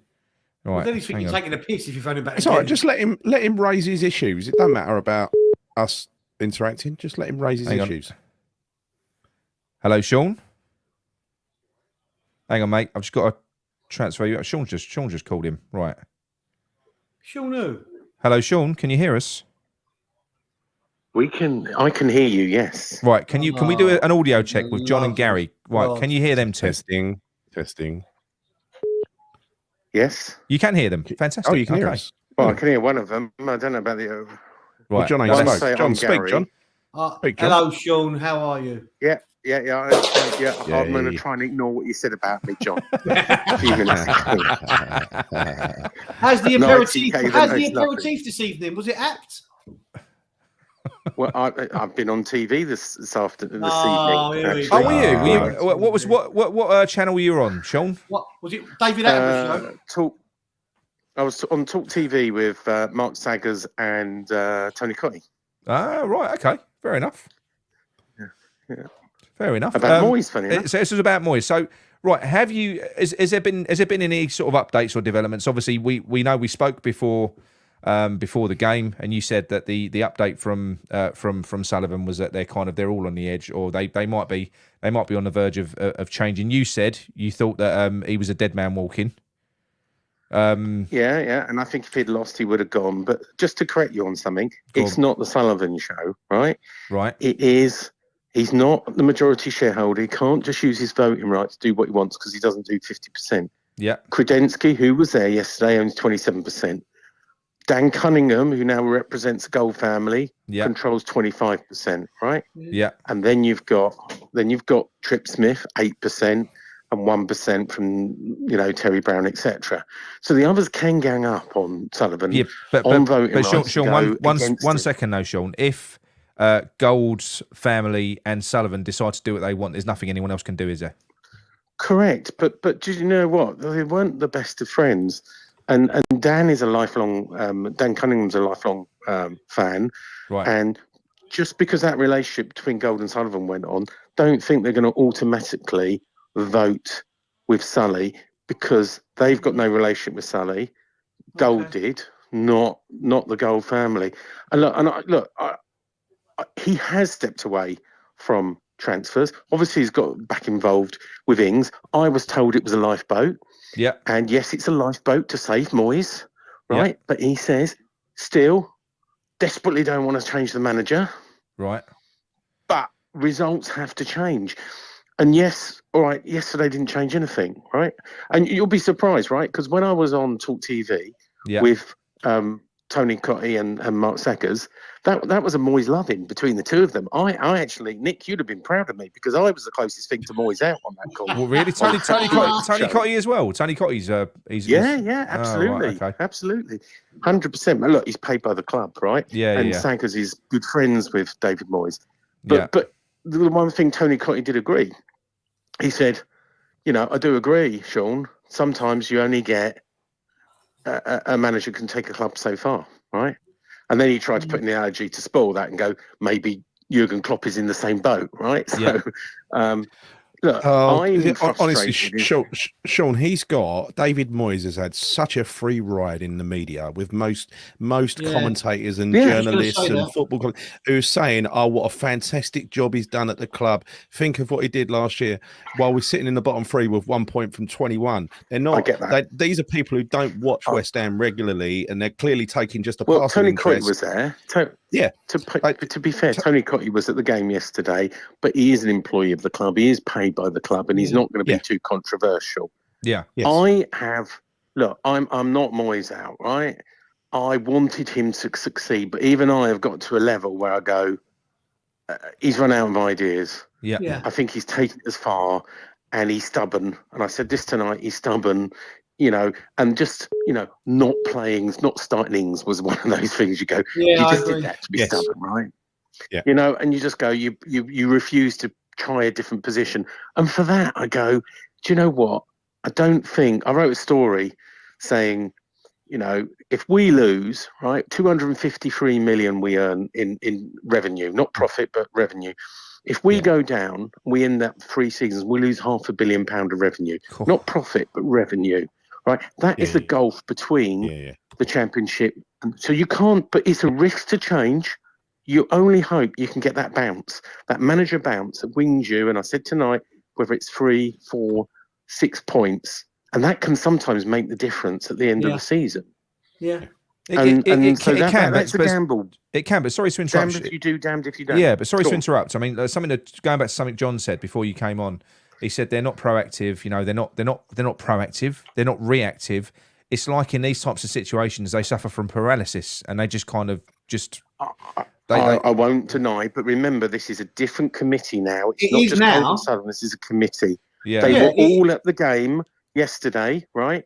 Gold, out of respect, I don't think they would have called an emergency meeting to get when Gold's family is in mourning, and it was a tribute yesterday. I don't think they were about to call an emergency meeting to vote on dismissing the manager. However, I do think he's on thin ice. Yeah. He's not definitely there to the end of the season. The results need to improve. Are we going to lose to Newcastle most likely? Are we going to lose to Spurs most likely? Yeah, but that's what I was going to ask you. If he loses those 3 very likely defeats, Newcastle, Chelsea, and Spurs, if he loses those, is it going to be a case of he's got them now because he's just won a game? We're going to wait for the Nottingham Forest game, which is the next winnable game, before we judge him again. I can't answer that. All I know is the results must improve. We may be forced to act, is the only quote I can give you. I can't give you a game-by-game synopsis. If he loses this, this whole thing where, he has to get 5 points for the next 3 games, that was just made up. Right? Yeah, exactly. Yeah. People get carried away. I'll give you another exclusive, right? And it was very hilarious. Yesterday, I even had Andy Sheldon, the policeman, come up to me and go, yeah, well, he's got to go, isn't he? He's, it's going to cost 7 million and Sully won't pay 7 million. That figure of 7 million came from me, right? And the figure came, and I think it's hilarious that everyone's quoting it. The figure came from me, right? Because I saw it's well reported he earns £5 million a year. I did the math, 17 months, divide it, times again by 17, you get 7 million. And that's been quoted. Sully won't spend 7 million. Yeah. That figure, by the way, afterwards I realised after everyone got carried away with it, includes bonuses, right? That 5 million includes bonuses. Oh, right. Right? So it wouldn't actually be 7 million, right? But even if it's 5 million, right? The cost of going down is so tremendous. They know what the risks are. The whole board. It's not just Sully's decision. And I think if they see there's a risk, and look, this is why it gets complex. I think I'm being a little bit but there is a risk though, isn't but there? it's other results around them. We hope Everton really shit are going down, right? We hope we can find 2 other teams that are going down. So as we go through the season, it's who else is going to go down to mean we're not going down. Yeah, and I get it. Go on, John. You had a question. I was just going to say, but then how can you say that is the most if this is a word, I don't know, because you're the wordsmith, Sean, right? That is the most unproactive way of looking at it, to say, let's look around. It's reactive. The word is reactive. Well, I don't think it is. I don't think it is reactive, because reactive. Well, if you was reactive, that's not reactive. No. If you were reactive, you'd be reacting now. Yeah, you're right. Proactive would have been getting rid of him before the World Cup break and getting somebody in. Did you not hear what I said? Reactive is doing what we're doing now. And actually, I don't know what we're doing now. I don't know what the fuck that is. I've got to be honest. We're reacting game by game. So I still think it's reactive. That's short-term sightedness again. So going back to what you said, Sean, going back to what you said earlier about life rafts and Danny Ings. So is Danny Ings a Sullivan signing? I think that. Well, yes, but David Moyes absolutely signed off on him. Absolutely signed off on him. And why wouldn't he? Yeah, but if he's but what I'm saying is he's in a situation now where he's a dead man walking. He's not going to say no, is he, to anything at the moment? No, he's not. I think there's questions over Rob Newman, but that's a whole different story. Whether he becomes a scapegoat in the future, but that's another whole conspiracy theory that we may play out later this season. You're actually getting my hopes up again now, Sean, because you're making me feel like there's a chance that he could go. I think there is because it's not just Sullivan. This is good news. Right? Can I? This is. Go on, Sean. Can I just ask a question? What's the guy's name? Cunningham. Dan Cunningham. Yeah. Okay, so I know he's not obviously affiliated with the ownership of Gold or Sullivan. He's now there. He's now the majority, whatever. He's a West Ham fan. And I know they've just had the sad passing of David Gold and that. But do you not think it would be good PR in some way for him to now come forward and maybe speak or say something or just be a bit more proactive? I don't know. I'm not sure Gold's. I'm not sure Gold's in the ground yet. So I mean, right? So you got Vanessa and Jacqueline, right? Vanessa is big West Ham fan. And unfortunately, she married a Spurs fan, right? Yeah. But Dan is a massive West Ham fan. Jacqueline comes to games, but she's not. Yeah. But he's a die-hard fan, and he's been on the board since 2021. But come on, let's let them bury their father before we start. No. But as I said to you, I did say not at this precise moment, but I'm saying a few weeks' time, a month. I don't know when, but I think it would be good for him to come forward and be like the new figurehead. Because let's be honest, a lot of the fan base will always see the ownership as rest in peace Gold and Sullivan. Will always have that problem. With the owners. What type of character is he, Sean? Dan Cunningham? Is he the type of guy that could be like? I don't know him. He follows me on Twitter, but I don't know him. Everyone who knows him says. So everybody who knows him says he's a really, really passionate fan. He's good in the boardroom. He's a financier, if I remember rightly. Right. Okay. And look, I can tell you one story. Now David Gold's passed. He once told me, well, more than once, that it wasn't automatically that we'd always vote with David Sullivan. You know, he was a big fan of David Moyes. They have lost a big champion. Whether you like that or not, David Gold was a big champion of David Moyes. He fought in the boardroom to get him in the first time and the second time. Right. And he's lost one of his advocates in David Gold. I don't know what position Dan Cunningham, Vanessa and Jacqueline take on this. But, you can't just say the board will be united on this. I think, like all democracies, they've each got a voting right. And they're allowed to disagree with each other. You would like to think that the likes of Kretinsky, wouldn't you, who's invested in the club just recently, because you've said yourself, it's an investment opportunity. He wants a return on his investment. You would think he'd be looking at this situation, the way it's being managed at the moment, and thinking, fucking hell, what is going on? It could all go down the toilet, effectively. I think he will. I mean, I'm told that Kretinsky treats it like one of his 50 businesses. He's very at arm's length. Yeah. He just sees it as an investment. And, he sends his guy in and just sort of says, right, send us the account, send us what you need me to talk about. But, of course, he doesn't want to lose money. No. Right? He hasn't bought into West Ham to see him relegated. And he will want to protect his investment. But then again, he's been in football. And the JP Morgan man has been in football. He was a professional goalkeeper. They will want to say, look, what's the best outcome? Yeah. Will a manager bounce guarantee us, staying in the Premier League?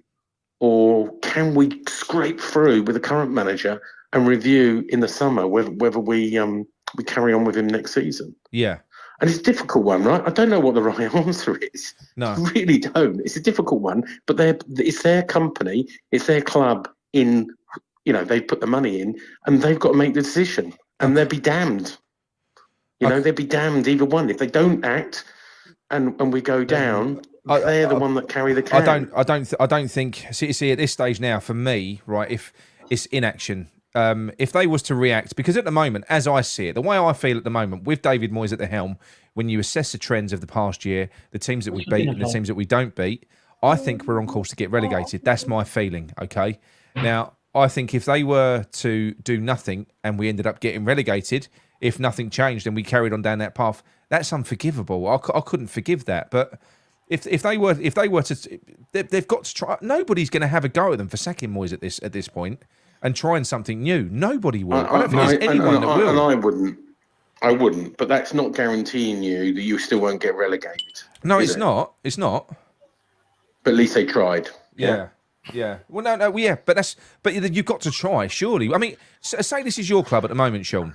What would you be doing? Yeah. So if you're on the board of directors at the moment, I would probably be replacing. I do think, and look, this is. I think he's taken the club. I think he's been found out. He's stubborn. He plays counter-attacking football. They all know that. He's done really well for 2 seasons, but sometimes you just need a change. And I once got in trouble for this, trying to suggest we should do this with Karen Brady, and she nearly never talked to me again, saying sometimes it's good to have a change of leadership. Sean loves Brady. You love Brady, good didn't to you? have. Well, we've repaired the relationship a little bit, but it will never be the same because I suggested we needed a change of leadership, and we needed a sacrificial lamb, as she's reminded me only too often. But sometimes David Moyes knows this. The one thing I think, when I watched him on this podcast recently, he sounded like a man defeated. And I think someone from TalkSport said something. What's his name? Dan Wotton, or I can forget what his name is. Dan Wotton, Tom. No, it's Tom someone. Tom Curry or whatever. He's a TalkSport presenter. and I repeated on this podcast. And he said sacking him would be a kindness. It's actually cruel to allow him to carry on. He wants to be put out of his misery. I agree. Yeah. I think we're at that stage now with him. And look, don't get me wrong, I don't feel sorry for him at this stage anymore because I think a lot of the situation that he's in, I think it's been avoidable. I think it's his own stubbornness that have brought this around. Certainly, he might have run his course naturally anyway, as most Premier League managers do. Yeah. But I think he's brought this to an abrupt end off the back of him being a stubborn arse. With certain players that he refuses to drop. I don't disagree with you. And for me, I just knew, you could write the script. Yeah. He wouldn't start Ings on Saturday. You just knew he wouldn't start him. He bought him on the 7th. All right, so it paid off because, Bowen, driven by scoring off the pitch, decided to get his form back and score on the pitch. And you couldn't have written the script better that he was going to get, he announces he's having twins with Danny Dyer and he gets twin goals on Saturday. Great. If that pushes the team on and gives him confidence, he starts scoring goals. That can be enough. Danny Ings, the lifeboat, could be enough to get us the goals we need to do better than 3 other clubs that are shitter than us. Yeah. There's so many ifs and buts. There's so many variables. I know you want me to come on and go, if he doesn't do this, he gets sacked. But I don't think it's that simple. It really isn't. People like it to be that because they can write a story and have a headline. It's not that simple. No, I don't think they've made any decisions. No, I know. Says the bloke who made up the 7 million thing that went viral, and you just actually explain what happened.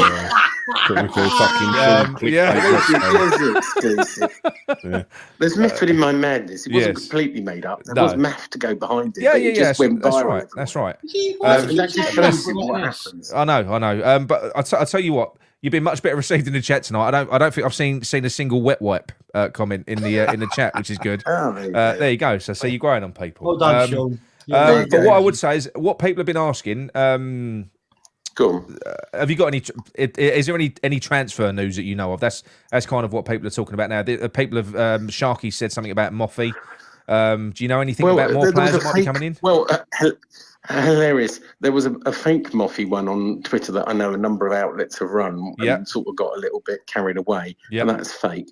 Look, I have been told they're looking for a second striker, right?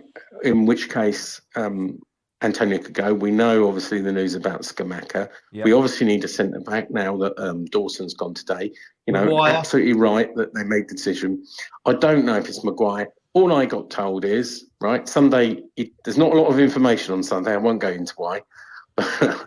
There's a lot of balls in the air, a lot of bids in for a centre-back and a striker. Ooh. Right. Okay. Right. Fair enough. Right. Right. Fair enough. So we don't know. So anyone else who says that it's going to be these, I've been told there's multiple bids in for a centre back, Yeah. multiple bids in for a striker. We'll see if any of them come off. If anyone else tells you anything else, Right. So typically there's no new news on a Sunday. Well, the thing is, what was good about the Danny Ings deal was that was quick, wasn't it? That did fly under the radar a bit, didn't it? I think I'm not saying I'm not saying he got to jump on the ITKs, but it's quite nice when that happens, where all of a sudden you hear that's fine. That's absolutely fine. I never have a problem with that. That fake Moffy story, that's the one where they're saying that there's a paper in France, I think L'Equipe, reporting that Moffy has signed already or something like that. Yeah.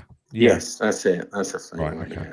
Imagine giving that fake information. Terrible. Yeah, I know. It's terrible, I know. It's terrible. Well, there's an interesting one. Isn't the people who's Moffy play for? He plays for the French Leyton Orient. Leyton Orient. Isn't it the same owner that's connected to AFC Bournemouth here? I reckon he'd go to, if he goes anywhere, I reckon he'd go to AFC Bournemouth because the investor there's a link between the two. Oh, maybe. Well, apparently the other team. Who's the other French team he was linked with? Was it Nancy? Nice. Yeah, but they didn't want him to go there. Nice. They didn't want him to go. They've just signed in Nisri. Right. Yeah, I saw that. They've just signed in Nisri. Nice. Have they? Yeah, so he's gone there. I don't know if it's confirmed, but I saw the news. Yeah. But anyway, Sean, that was brilliant. That was a fantastic update. Thank you very much. Yeah, no worries. That was good. You got Nigel on later? Oh yeah, we'll get him on. We'll get Nigel on to give his he's in the chat. He's in the chat. I think go back and watch the talk. Like, when you get a chance, go back to it's on YouTube. Go back to Talk TV, and you'll see me. Yeah. I felt I couldn't. It couldn't be just a Moyes loving on the Talk TV with Saggers and Cotty. So you got to go back and listen. And I know I batted the sort of Moyes almost out. So were you playing? Were you playing devil's advocate, or was that your actual opinion? I was playing devil's advocate. No, I have said on the podcast that I think he's come as far as he can go, and unfortunately, because I'd loved him to win. Yeah. Unfortunately, I think he's come to the end of his time, and he's just treading water at the moment. Yeah. But the inevitable will come. Okay, mate. Is my view. Oh, well, that's good. But that link that you sent me to the show, I'll put that in the description, so if people do want to watch it, they can go and watch it afterwards. Yeah. There you go. All right. Good luck, chaps. All right. Cheers, mate. All right. See you later. Right. Enjoy your cheese. Enjoy your cheese board. Look, that was fair enough. I mean, it does sound like that's a good call. It does sound like he is going to be he is skating on thin ice. That was a good call. Let me call Jonathan back. We're going to hang on. One minute. I'm going to call Gary. We're going to call Jonathan back first. 1 minute. Just going to get Jonathan finished, and we'll call you back. 1 minute. He should be able to hear us now, shouldn't he? Yeah, he will be able to. Yeah. He was mugging us off, Gal. I don't think he liked me. I think he was mugging you off, John. I think that's what he was doing. Yeah. He's not even answering. You've been mugged right now. He's mugging off Nick. Yeah. Hello, mate. Right. Final test because I want these juicy topics you were talking about. Say mugging off Nick. So there you go. There you go. It's working now. Yay. Perfect. Okay. Right. Go on then, Jonathan. I'll hand you over to Gary. Gary can drive this one. Why? What am I doing? Jonathan, tell us your gossip. Or you were going to inflame us. Go on. I'm going to inflame you. Fuck it, I'm going to do it. I'm going to get slaughtered in the chat. I want to get slaughtered in the chat. Do you know what? I still want him to fucking turn this around. I don't think he's going to go Moyes in. Go on. I'm Moyes in. What? I'm going in 2-footed with Moyes in. I'm not really. No. This is the thing. This is how fickle it is. It's a joke, yeah? Lost yesterday. Do you know what it is? I'm just thinking, like, if we're not going to get rid of him, which I don't think we are. Yes. And the shortlist is appalling. I'm fucking disgusted with you, Jonathan. Right. Let's go. No, go on. I'm only joking. Go on. Fucking disgusting. Yeah. Look, if we're not going to get rid of him, and they've got a shortlist which is like as appalling as it is. Yeah. I'm just going to back him. Until Nottingham Forest, and then I'll probably be on here again and say, get rid of him. The thing is, because it doesn't make a difference. Do you know what? All the channels, not all the channels, I mean, nearly every channel it's Moyes TV at the moment. It's like, they're probably not, we know, look, we all know he's got until Nottingham Forest. Yeah. Now, Yeah. most likely. He's probably going to be in the same one. We've got to win that. That's what we're going to be. I don't know. If you're saying, if your justification is he ain't going anywhere for a few games anyway, so we might as well stop talking about it and just support. I understand that. That's I understand fine. that. That's fine. I Yeah, understand I that. get that. Yeah. Yeah. That's not that inflammatory. No. You're not saying you believe in him, are you? He ain't, is he? For whatever reason, I still personally believe in David Moyes. But I think the problem is, but I'm a little bit blinkered. No, I'm blinkered because listen, as a football, not a historian, Premier League one, he's one of my favourite managers in the Premier League era. That was before he came to West Ham. So I'm talking about a manager that I've always liked. I've not enjoyed the last year and a half. Yeah. I must admit. And it's a miracle he's not been fired. He probably should have been. Yeah. But at the end of the day, he hasn't been. So he's still in it. While he's still in it, I'm going to support him. But at the same time, if we lose to Nottingham Forest, Listen, it's one of those, isn't it? He's all you're exhibiting is the standard symptom of the Nigel Khan, right? The Nigel Khan and me and Nick's cousin Paul, right? Who have this, you're just one of three that we know of who have just adopted this attitude of, as long as he's there, I'm going to support him, and that's fine. That's fine. There's nothing wrong with that. There's nothing wrong with that. Who's the other one? Grant. Is Grant the other one? Grant's gone. He swung the other way. Oh, Grant gone. He swung the other way. Yeah, he might have swung back now. I wonder. I don't think so. I don't think Grant's not that. No, Grant doesn't flip like Jonathan. He doesn't does flip. He doesn't. No, he doesn't flip. No, he's not a flip flopper like Jonathan. No. I'm not a flip flopper. Jonathan. If we'd lost to Everton, if we'd lost to Everton, that would have been it. It's not it. So he's still in it. It's like a film, isn't it? It's like one of those films. So when he loses to Newcastle, Chelsea, and Spurs, you're going to be Moyes out again. But you no. Hang on, Nottingham Forest. So you're giving him. So you're gonna write off 9 more points. If he wins the Nottingham Forest game, he's right back up there again. Yeah, but he's not, because that'll be 20. We're on no. But what I mean is we're on 18 points at the moment. If he wins that game, that's 21 points. We'll have played 23, 24 games by then. He's still ain't at a point. He's still ain't at a point a game. You were Moyes out last week, Jonathan. I said he's got to go. Yeah, that's Moyes out, isn't it? No. You are a pair of Havanas. A pair of Havanas. As per Hammerhead. I nicked that one off Hammerhead. No, but look. I understand what you're saying. It is fine. I don't agree. He's had his time. He's had more than enough patience. He had credit in the bank. He's fucking spent that credit and he's borrowed against it, and he's well in debt now, as far as I'm concerned. It's been So I mean, bloody hell, even Sean Whetstone's saying he exactly. You know what I mean? But this is how you know when the ball stance is changing, people, and that's when you hear. I don't know whether you listen to the West Ham Way podcast with X. X is an ITK wall. They was doing the devil's advocate bit on that. That was a really good podcast they did last week. They did a Moyes debate, and Dave and X did it really well. Dave's Moyes out, X was Moyes in. And he was saying before the Wolves game that Moyes should get the next 2 games. He should get the next 2 games. Generally, I'm not saying. I feel like some of these people, they go in the direction of the board, right? So the board are backing them, so they're going to back them. But when their stance changes, I think that's when you know that the board stance is changing.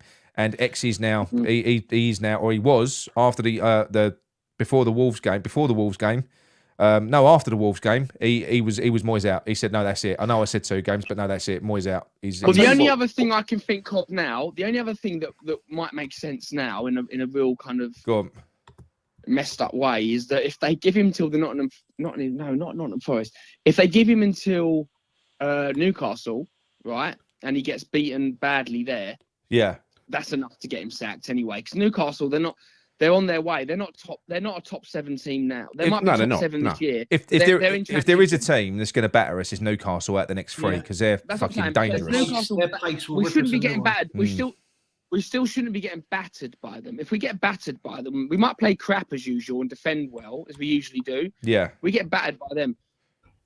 It'll be a good time for them to sack him because the window's closed. Trini Hammer's got your back, Jonathan. I think Gary that said earlier about that takes away one of the financial problems for them. It's like, well, Moyes goes, there's no window. Whoever they get in, there is no money. And then, so there is possibly that. I don't know. Newcastle might be. Trini Hammer's got you back in the chat. He said Jonathan sounds like a traditional West Ham fan. Good on you. I know. That's what Trini said. That's what Trini said. Trini is one of very few supporting Jonathan at this moment. I won't throw up the other ones, Jonathan. I can't throw up the other ones. I don't care about echo chambers. You know what it is about YouTube? A lot of the people, they come on and they'll just echo what everyone else is saying. Yeah. Nah, mate, look, listen, it'll be boring. If we was all on here agreeing with each other, it'd be boring. It's good to get a different perspective. Yeah, it would be. Listen, there's nothing wrong with somebody that goes that's Moyes in. It's like Nick said earlier. It's where you get the people who are Moyes in, and like after the win yesterday, they go, "I told you so. You look like a mug now, don't you?" You must feel stupid now. Well, no, not really. I've been watching shit for a year. No, I don't feel stupid at all. No, you're right. You're right. I so want him to turn it around, but it's like I know that I'm bordering delusion now at this point. So it's just we get one win, Danny Ings in, and I'm like, no, he might do it. It's not delusion. It's just fucking hope, mate. Isn't it? I think it's just hope. That's all it is. I found interesting with what Sean said as well was that he seemed to be very early on in that call. He seemed to be pushing Sullivan away from having the responsibility of keeping Moyes on, right? Actually separating Sullivan from that decision. Right? It was, yeah. Who's going to do it then? Well, I don't know. I mean, I always thought that the Golds voted with the Sullivan. Maybe that's not true anymore. Who knows? Yeah. Here's Nigel. Look, only one defeat in the last 4 games. He speaks facts. He speaks facts. He does. Yeah. Facts. That's the second time you posted that, and it got ignored the first time. I know. He's like, it's like telling the same joke over and over again. Do you know what's difficult as well, though? Do you know what's difficult now as well? It's not going to happen, but let's just say he goes on a winning run or whatever. We pull away from relegation and we have a good cup run in the Europa especially.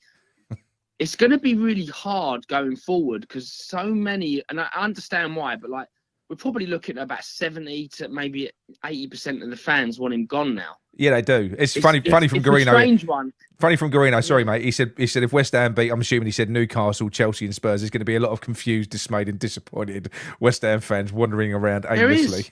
Yeah, there's going to be some. It's going to be. There's going to be a very weird vibe. It's going to be a very weird like, well done, Dave. Like. Be like Shaun of the Dead, zombies walking around. Yeah. Nick, I'll tell you what, we're nothing if not hypocritical. Nick has already got the Moyes in video ready for that. It's all pre-recorded. Let's just say he goes on a winning run, right, and then he wins Europa, and we'll all be delighted. And then the news comes out he's been given a 3-year deal. You'll be so upset, Nick. No. I'll be. Listen. This style of football, like I said earlier on, Jonathan. I don't know whether you watched the game earlier. Right? It's high level stuff. They're top of the table. But Man United, Arsenal, it could be anyone. It could be Brighton or Brighton or Leicester. 9 times out of 10, I know somebody else threw a comment in. If you watched the Chelsea-Liverpool game, that was shit. But 9 times out of 10, you watch a Premier League game, mate, it just gives me the ump because everyone plays better football than us. Everyone plays better football than us, you know. I hate the way we play. Yeah. I detest it. I do. Okay, and that's why I want it, and that's why I've never liked him. I'll be honest with you. That's the main reason. But I think none of us are so pig-headed. He tries to play counter-attack without pace. I know. None of us are so blindly pig-headed that we would not get behind Moyes if suddenly the team started playing great football and winning, right? No, you don't change something that's winning. We want to see West Ham win at the end of the day and do well, and But the thing is, you just don't see it happening ever, do you? I think we've seen all of the different modes of David Moyes, and there ain't many of them. Well, I think the best time period of when the best football under David Moyes was when Jesse Lingard was here. Yeah, it was. And we don't have that player. We don't have that player. It was, but if you can pick everything that David Moyes has said over the years apart. I mean, for instance, when he came in, one of his mission statements when he came in, he references the Red Bull model a lot. Okay, what a load of bollocks. He doesn't like youth players. I mean, he got offered as the video that John did. This was when we desperately needed another player. One of the best. No, but there's talents. A caveat to that. No, but what I'm saying is, but if you're going to run the Red Bull model, that means that you bring young players in, or you bring them through, you develop them into players, and then I don't know if you this sell is them true, on. though. But no, I get that to a degree. So it's No, I bollocks get that that he's never going to do the Red Bull Well, model. hang on. But no, just with Red Bull. Do Red Bull buy good young players, or they? Yeah, don't they develop buy them. them, They do buy them and develop them. They scout them, buy them, develop them. That's what they do, and then they sell but them on. that- sell 'em. no, I And think then sell 'em. Yeah. But I think that shows more possibly, just giving the benefit of the doubt, that our academy players are not Red Bull young world. No, but They're what? not the best players in the world, are No. But you can say that. But then he got offered on a plate for 14 million, one of the best talents in South America that everyone knew about. You know, and for 14 million, he turned it down. Yeah. That was when we desperately needed a player for 14 million. That's punt money. Mm. You know, Mickey that was last playing well at the January? time, though. Mickey was playing well. He was, yeah. He was. It wasn't even the fact that he turned him down. It was the fact that he thought telling us in that interview would be going down well. That's what an absolute Yeah, plank. yeah. Let me ask you a question, right? Let me ask you a question because I was having a conversation with someone over at football about this yesterday, and that is, I know Antonio had a decent game yesterday playing on the wing, right? But when did Antonio stop being an effective striker, right? And I reckon this, without checking any facts whatsoever, I reckon it coincided with when he started flying around the world playing for Jamaica. Yeah, exactly. Yeah, but that was that came after, that decision came after we gave him his extended contract. Yeah. Do you know when it coincided? It also coincided when he went on fucking BBC Football Focus and said he was going to go for the Golden Boot. Yeah. Do you remember that? Yeah, I do. He got full of himself. Yeah. I remember that. Yeah. Like I said at the time, like I said at the time, you can't stop someone playing for their country. Yeah. Don't matter how much it affects him at West Ham, and we can all point to that. But you can't say to a professional, you can't represent the country of your choice internationally. Thing is, whether John, he's right to or not, I don't know. But John, he was one substitute appearance away from being an England player. He was on the bench, an unused substitute, right? Well, yeah, but and suddenly he's diehard Jamaica.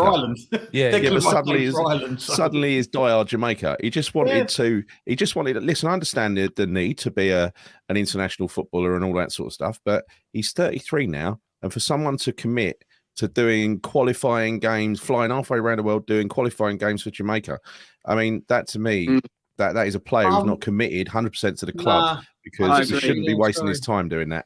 Yeah, but at the end of the day, Gal, I agree. Look, we spoke about this at the time, mate. Where he came from, non-league, he's ticked all this off his list, and to get an international chance for me, I can't judge him for that, mate. But he's done it now, right? He's done it now. He's done it now, but you know, he ain't got long left, has he, in his career? It's a short career, and they are entitled to do what they want. And yes, selfishly, it affects us, and possibly has affected his performances at the club. But I can't stop him wanting to do that. Yeah. Do you know what, guys? If he doesn't get sold in this window, I'd be much more interested in. Well, that's good then, because I actually quite like to have him on. I'd quite like him to be used on the wings. Yes, at times. Yes. We said that. I'd rather have him up front with Skamaka, proper strikers, and then have a bit of pace and power on the wing. Or just motivate him to a point where he doesn't. You know, I think he needs. I think Antonio needs a wake up call. I think he needs to understand that. He's not the main man anymore. He does need to understand it. He needs to embrace it, and I think he could be. I can't believe he doesn't know that. No, but he could be an amazing impact player if he came off the bench full of beans. You know, because that's how I always saw Antonio. Like you bring him on against tired defenders. No. Yeah, I agree. You know, but there's a few of our players as well that from the old. I'm going to call them the old guard now. They're not the old guard, but the players that we want to get out of the team now. Yeah. That actually could be very useful. If they can embrace it, to come off the bench, and like players like Antonio, to have someone like that come on against tired defenders with that pace and power, right? Yeah. Someone like I know he's like a swear word now, but someone like Moyes. Thomas Souček. No. To bring him off the bench for 15, 20 minutes when we're, I don't know, whatever it is, he's good. Only if we're defending a game or we're going through it. We'll either put him in their 6-yard box or put him in our 6-yard box. Yeah. That kind of thing. But not for the whole game. Even players like Creswell, they're useful. I wouldn't mind having him come on for 20 minutes, but when they're starting week in, week out, it's no good. We can't go getting rid of any players now anyway. Like we've just spoken about, we've got the end of the fucking season. We've got European, and this is the other thing that people overlook. We're talking about Europe. There is not one other team in this relegation battle that we're all in that is also going to be facing Thursday, Sunday football from March. Yeah. Yeah, exactly. There really isn't. That's another thing that people are forgetting or overlooking. So we've got that on top of the fixture list that the others ain't got to worry about. And we're in the FA Cup still. We'll probably win that game as well. Derby are playing well, but that'll be the kids. I hope we do. I hope we do win that. It'd be nice to have. I'm going up there. What It's about another away what's going on game. with Ashby? Any news on Ashby? Newcastle wouldn't stump the money up, so it's looking like he's going to run his contract down and go for free. Well, no. I mean, there was a rumour the other day that West Ham were thinking about, making him an offer he couldn't refuse. Please make him. He's asking for senior pro wages, right? And so perhaps that's what Newcastle want an offer. He's not going to sign a contract while Soufal's still starting in front of him. But what I read was we'd turned down an offer from Newcastle and we were looking to renegotiate a deal with him. I don't know how true that is. I hope that's true. I like him. But maybe if he plays a fucking game or two, it might encourage him to negotiate and sign a contract. Yeah, Nick, he needs 5 more years of reserve football before he get a chance at the first team. Oh, I don't know. But anyway, Jonathan. Jonathan, we will close the call, mate. But listen, one more thing. One more point from yourself. Go on. What would you like to talk about, and then we'll move on to someone else. I'm looking forward to the Newcastle game with intrigue. I'm not confident, but at the same time, I'm looking forward to it.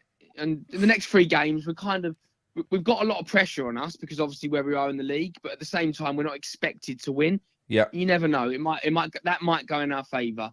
But if that doesn't go in our favour, I won't be coming on the show for a few weeks, and then No, don't be stupid. Don't be silly. Don't be silly. I'm joking. Lads, thanks for having me on, and no I will worries. speak to you soon. Oh, I listened back earlier to the call where I couldn't hear anyone. Yes. That was terrible. John was talking. I was just literally talking. I'm so sorry, mate. I didn't hear you. Right, mate. I'll let you off this time. Yeah. I do it all the time. Truth is, I did hear you. Yeah. Good man. Cheers, Jonathan. Have a good one, lads. Thanks for that. Cheers, mate. See you later. Jonathan self-proclaimed himself as a Premier League historian. Did you hear that? Did he really? Yeah. Where did he get that? It's like Nigel telling me he knows stuff about West Ham. Hi, it's Gary Bickley. Hang on. Oh, is that Gary from Romford? That's Gary from Romford. No, hang on. You're right. Hello, Gary. Right, you're on the line now, mate. Right, Gary. Okay. We got you Hello, through. Gary. Hello, John. Right, mate. Yeah, hi. Fine. I've been listening to the show tonight with great interest. Yeah. I've got a question for you all, but before I ask that, I've got a quick point to make. If the next 4 games, if everyone thinks we're going to lose to Newcastle, Tottenham and Chelsea, and I don't think we will lose all 3, I think we'll pick some points up somewhere along the line. Yeah. Because Newcastle haven't scored in the last 3. They've drawn the last 3. Leeds 0-0, Palace 0-0, and 1-1. No, it's done. 3 0-0 draws they've had in a row. Yeah.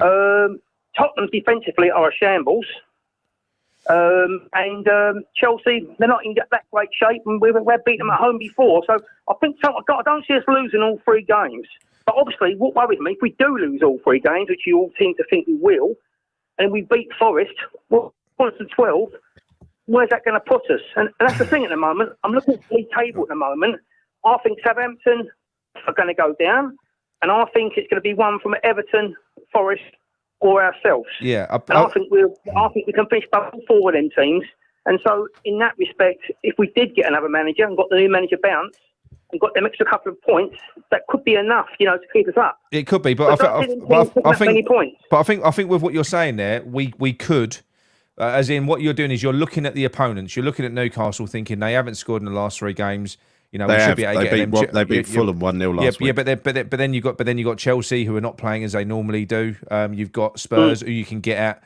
I'm talking about West Ham at the moment, and I don't think that we can assess teams without looking at us and the way that we fare against teams like that. Basically, if we're not playing, look at how we played against Wolves. We couldn't beat Leeds, who were one of the worst defensive teams that you'll come up against. They were awful. We are just routinely shit. I personally don't see us getting anything from those 3 games. I think it would be a miracle. In fact, if he does, I might start to think he can keep us safe, but I don't think he will. I got to be honest, But right? Chelsea When we played Wolves, last week, Wolves were really nervous, really tentative going forward, Yeah. and they still managed to score 2 against us. I know. It was only through very, very poor. When you watched the match of the day back, it was only through very, very poor finishing from Everton that they didn't manage to score past us. You know, when you're looking at a team that does cut opposition open like Newcastle does quite regularly, and they're at home, and they've got, you know, who do you want to play when you for instance, who's the striker who missed a City yesterday? What's his name? The one who does the podcast with Antonio. Wilson. Yeah. Wilson. He missed a great chance yesterday, and he hadn't scored in like 6 goals. But when you're on a run like that, who do you want to play against? Yeah. I mean, Newcastle, they don't concede goals, but they're not scored the last 3. I think they haven't scored. That's all I'm saying. And the Chelsea and Tottenham are not the Chelsea and Tottenham of a season 2 past. No, they're not in great form. Tottenham are shambles at the back. They are shambles. Yeah, you're right. You're right there. I think the problem for me is when you play against a team who are lacking in confidence because of the way we play. If you let them have the ball and get a feel for the ball, they're going to grow in confidence. So. But by playing the counter-attacking and sitting off style, you're actually playing into their hands more than ever, because the more they're going to grow in confidence the more they have the ball, and that's the problem I think we have. But I agree. Tottenham at the back are a shambles. I agree, but I'll tell you what, John. This lad Moffey, I've been looking up about him quite a bit. He looks a really good player. He's got the second best scoring record he's 23. He's like a very young Antonio. He drops off. He's physical. He scores goals. Yeah. And I think at the moment, much as we've got Ings in the side, and this is my other point, I'm going to ask you both in a minute. We've got Ings and we've got Scamacca, but we need a bit more pace in this team. And I think, if you start to, like John and Gary said earlier, about pushing Antonio into a wider position, not always starting the games, but as an impactor, like Nicola said. Yeah. You've got Bowen in there. I think this Moffey could be the missing piece in the jigsaw, to give us that bit more pace. And that's my question for you all. Once Scamacca's fit, and once Ings is fit, how do we line this formation up? How do we make this work? Because you're going to have Bowen, Antonio, Ings, and Scamacca. I don't think you can play with wing backs with them players here. I think you've got to maybe go to a back 4. Yeah. Otherwise, you're losing a player, aren't you? It's a conundrum. Yeah, I don't think Moyes, he doesn't like 2 up front, does he? So we know that for a start. I don't know. It's for me the Moffey fella. I think at the minute someone like Ings is the sort of player I want to see coming in, because they're not going to need time to adjust. And I know it sounds like a broken record, but the situation we're in, to some extent, we need players to come in and hit the ground running. We need players to come in who know the Premier League. There's no culture change. There's no, that's why for me. Oh yeah, you're right, John. You're right. So, I mean, £15 million in Ings, it keeps us up. It's peanuts. I think that is, in our situation, to get a proven Premier League striker who does get goals. He's only 30 for 15 million. That is, I don't think you couldn't have got a better deal than that. No, I don't think. You know what surprised me on social media was the amount of, and I mean it respectfully, but the amount of West Ham fans that were turning their nose up at him. I couldn't fathom it. Yeah, because especially when you know that Antonio's not scoring and Scamacca's injured, and people were going, "Oh, how can we get him? He's 30. He's over the hill. 30." Yeah. Jesus, I mean, honestly, it's quite common. It's quite common when we'll be linked to like a Liverpool player or a Chelsea player or something, and it's like because they haven't set the world alight at those clubs that they're not good enough for West Ham. I mean, come on. Yes, this is my point, right? People are going to throw pelters in the chat now. I'm telling you now, right? Look what Ten Hag's done at Old Trafford, right? He's took players who have been out of form for a long time, like Wan-Bissaka, like Luke Shaw, and he's got them back into the team, and they've been phenomenal for him, right? And this is what people think about Harry Maguire. Because Man United have been in dire straits for 2 seasons, they think Maguire's all of a sudden a crap player. He's not finished. For me, if we need a centre-back, and we're only going to go for loans, then why would you not go for Maguire? Oh yeah, I think Maguire for us, and I know he's the player that everyone does love to hate. I like to take the piss out of him when he's a Man United player. Yeah, he'll take the piss out of him. But let's be honest. Go back to when he was at Leicester. For England, he's fucking imperious most of the time. He would be outstanding for us. And do you know what he gives us? He fills that void that Dawson has left in set piece threat. he's a threat from set pieces massively. I did read the other day though that Ten Hag was not going to let Maguire go on loan. I wouldn't be surprised. I don't know why you would just let him go. You know, they're trying to get in the top. Well, actually, do you know what? They're I know they didn't win today, but I can see them probably coming second and challenging for the league towards the end of the year. They're kind of they're playing well. Man United. I hate to say it, they are. What do you lads think about the next 3 games in terms of formation? I mean, would you rather see us go back to a back 4? Because now we've got Zuma and Aguirre there. I mean, surely that's enough in the middle. Because I think the only thing is, when you play with it, like yesterday, Bonner had a good game. His second half particularly, he put some really good tackles and blocks in. Yeah. But what lets us down is the wing backs. I don't really fancy Emerson. I know Gary said about he's good going forward, but defensively, I think I'm not so sure about he's got Aguero on the left now, though, is a massive difference. And the thing is, when we go up against Newcastle, it ain't going to be a back 3, it's going to be a back 5, and it's going to you're going to have Rice sitting in front. That's solid, and I think that's what we're going to see for the next 3 games. We're going to be hard to beat. That's what he tends to do. He tends to like the back 5. If you remember last season when he deployed the back 5, it was away to Arsenal, it was away to Spurs. You know, it was all these sorts of games. And if he's got the players to play it, and for the moment he has, then I think he'll stick with it. And look, I think he's right to stick with it because you don't want to be changing formation every game. Yeah. No, that's right.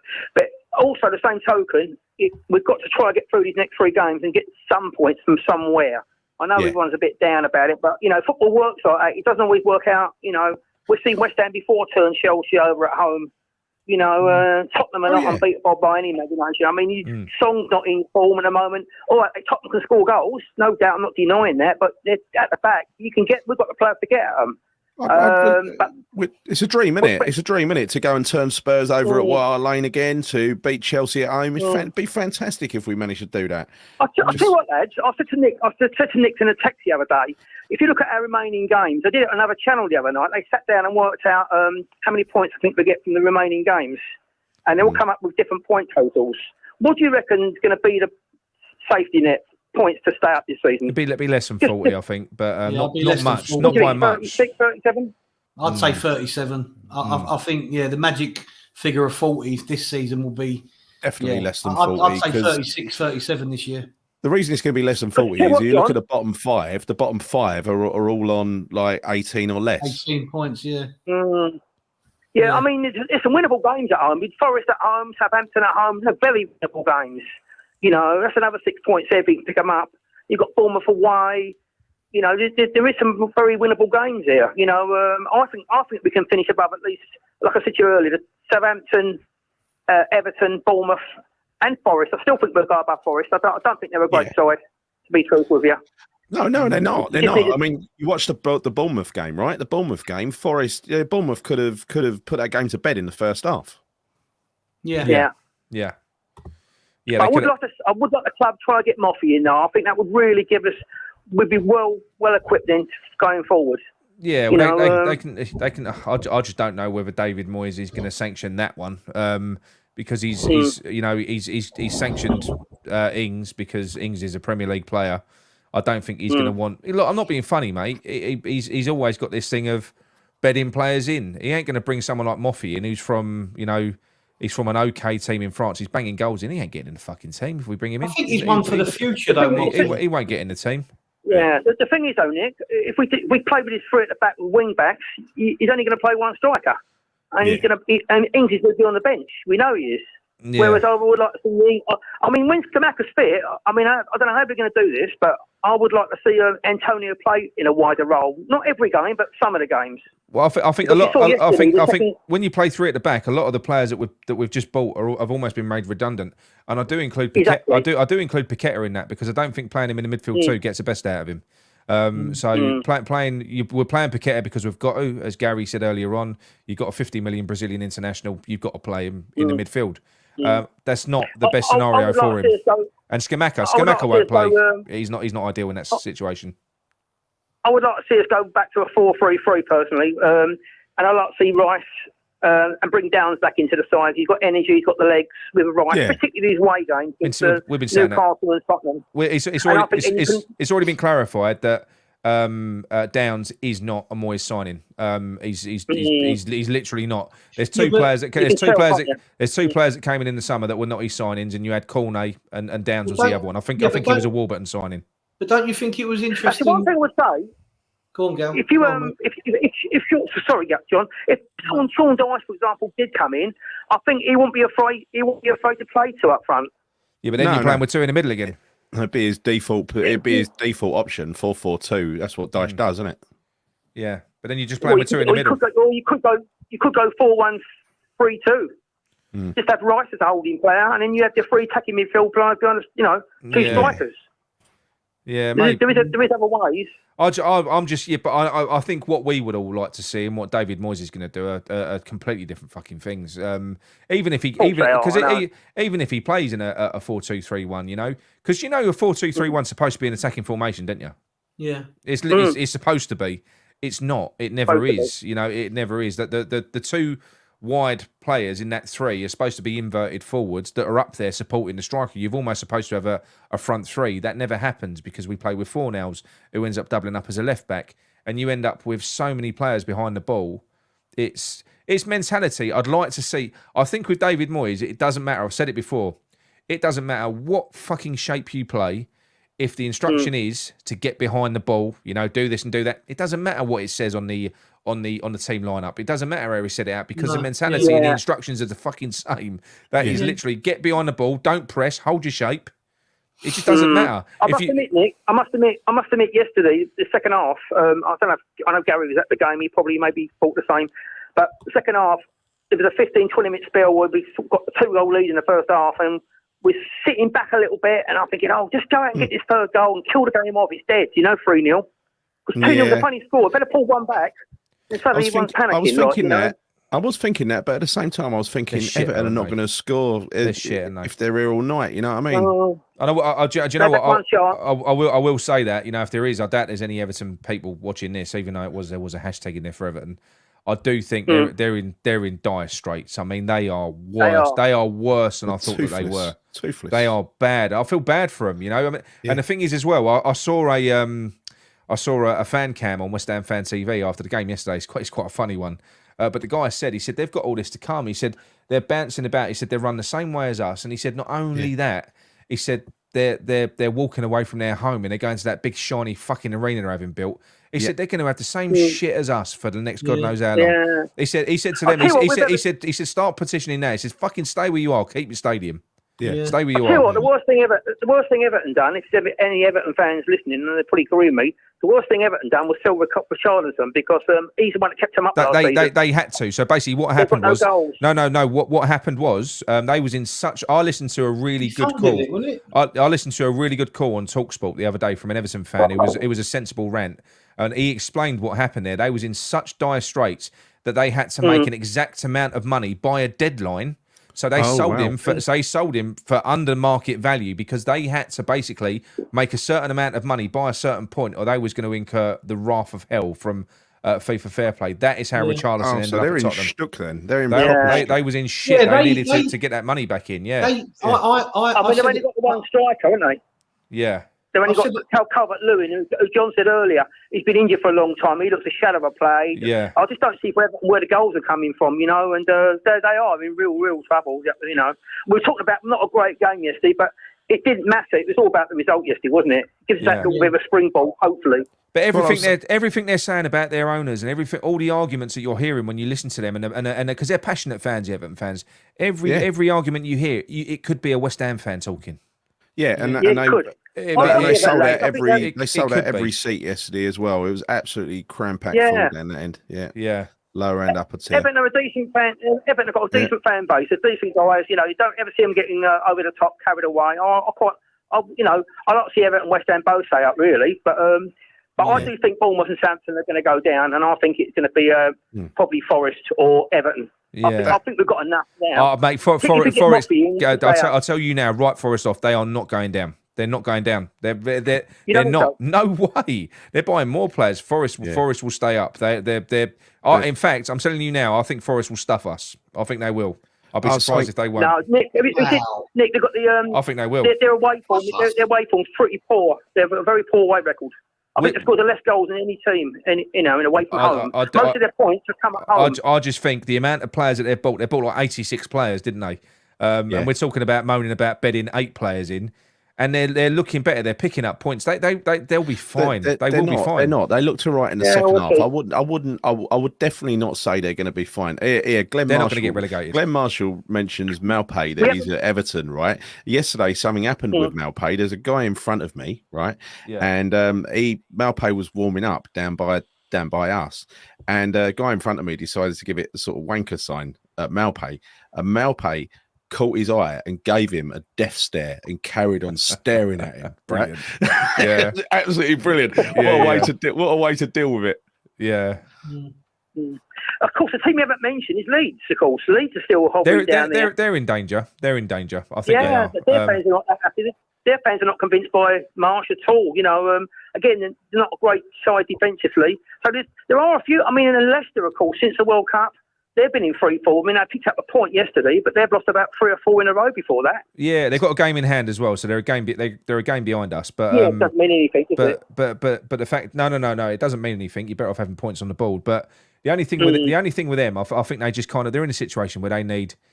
We're talking about wanting more free flowing football. I admire the way that they play. I do. But until you're at a situation where what Fulham have done. Fulham have always, they've got promoted, playing good football in the Championship. They come up and then they've gone down again. It seems like they've finally got that balance right. I hope that Leeds go down playing that good football, and I hope they stick to their philosophy that Bielsa has laid out for them. And I hope that eventually it clicks for them, because I think they try and play football the right way. I really do. I think they try and entertain the fan base. It's not winning at all costs. I don't think that they would be in massive financial difficulty if they went down. I don't think that's the case. I hope, like I say, it's good to see what Fulham have done. They're bounced back and forth, and it looks like finally they've got the balance right, if you like. And I think they'll beat Tottenham tomorrow night as well. I think there'll be a few goals in that game. You've got an Everton fan in the chat, Nick. Richo 63. I've got him here. I wondered, what does he think about the? Can he see Everton? Can he see 3 teams Everton can finish above this season? I wonder what their opinion of it is. Because it's very tight down there, isn't it? Yeah, I don't know. Leaving Goodison Park, moving to Bramley Moor in Championship. I'm 64. Followed my team since 1970. Champions win. Feeling angry. What's happening to Everton? Yeah, I mean, I'll tell you what, mate. I'll tell you what. I mean, exactly what Nick said earlier. It's such a horrible thing when you leave your historic home. I honestly didn't realise how bad it would be, and it was like just being sucked out of something that you're so used to, with all the people around you that and then being put into a new stadium around a new bunch of people, and it takes bloody ages to get used to them. Do you not think that was partly down to our migration, though? Do you think that they could have kept people together and that would have made it better? Of course they could have. I mean, what happened with us was, right, we were all sat together, and you weren't, were you, Nick? You were sat in the West Upper, weren't you? Yeah. And so what we tried to do when we moved is we tried to join you up with us, and they wouldn't allow us to do it. It was like 3 extra seats. So we had to all go upstairs, and it basically split up the whole group, didn't it? It was every cloud, Gary, every cloud. Yeah. It's not like Everton haven't spent money either, and you think what they got to show for it. The one player in their side of Cookville, but I don't turn into an Everton chat show, but it's West End. But I mean, Richarlison last season, he kept them up. There's no doubt about that. And Calvert-Lewin, they've got very little striker options up there. They've got Malpay, but he's not a prolific goal scorer. So I think there's going to be maybe a big side that could drop. But I still think teams in this. I still think they'll survive. I think Everton will change. They'll move on from Frank. I think they'll. I think they will. I think they'll survive. Nick, can I just say something now? And I'm not speaking on behalf of Everton fans, but what I've read, what I've seen, and what I've heard, and the guy in the chat might confirm it or not. I don't know. Yeah. The anger from the fans is not aimed at Frank. It's not aimed at Frank Lampard, mate. No, it's not. So what I'm saying is there's not pressure on them to sack Lampard. I don't believe from the Everton fans. I might be wrong. It's more to do with the fact of the money I think they've spent 700 million. It's Mashiri who's been basically just fucking it all up, isn't he? So the problem comes from the recruitment side of things. I mean, a lot of those players have come and gone, and they've spent an absolute fortune. So, and they've had a lot of managers in place and none of them have succeeded. And it's purely down to the recruitment. Obviously, is all wrong. That's how I see it. Yeah, it's true. Yeah. What do you reckon, John? What do you reckon the next 3 games then? I mean, are you all saying no points, or if we're going to get points from one of those 3, which one do you think it'll be? Tottenham, hopefully.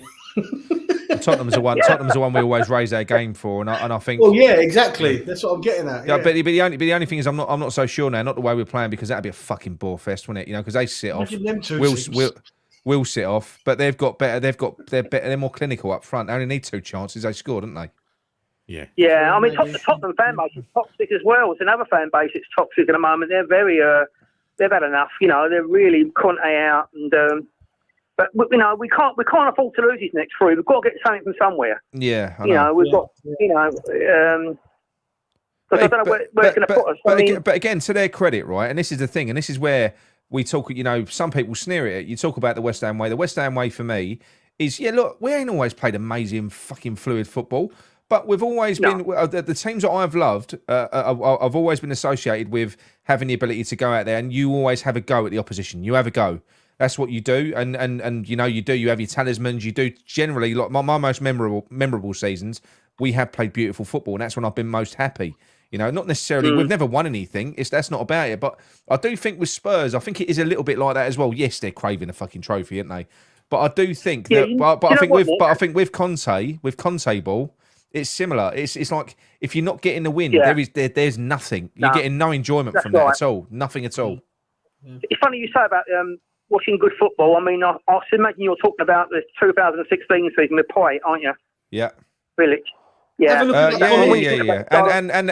Redknapp era as well. And do you know what? I enjoyed for the most part the Pardew era as well. I quite like that. And Zola. I like Zola as well. Rico 63 wants David Moyes. You can have him, mate. I'll drive him up there. I'll drive him up there. Wish that on yourself. What I loved about the 2016 season with Village was total opposite when we went against the big 6 away from home. Total opposite to now. You know, we sit back, we're timid. When we went to them grounds, you look at that record that season, we went every team away from home and attacked them and beat most of them as well. Yeah. Incredible season. Total opposite contrast to now, isn't it? It is when you're blowing up against the top 6. It is. But anyway, Gary, we're going to close the call now, mate. So one last point. What would you like to discuss, and then we'll move on to the last caller, who is Will. Not Will Doyle. Will Doyle, yeah.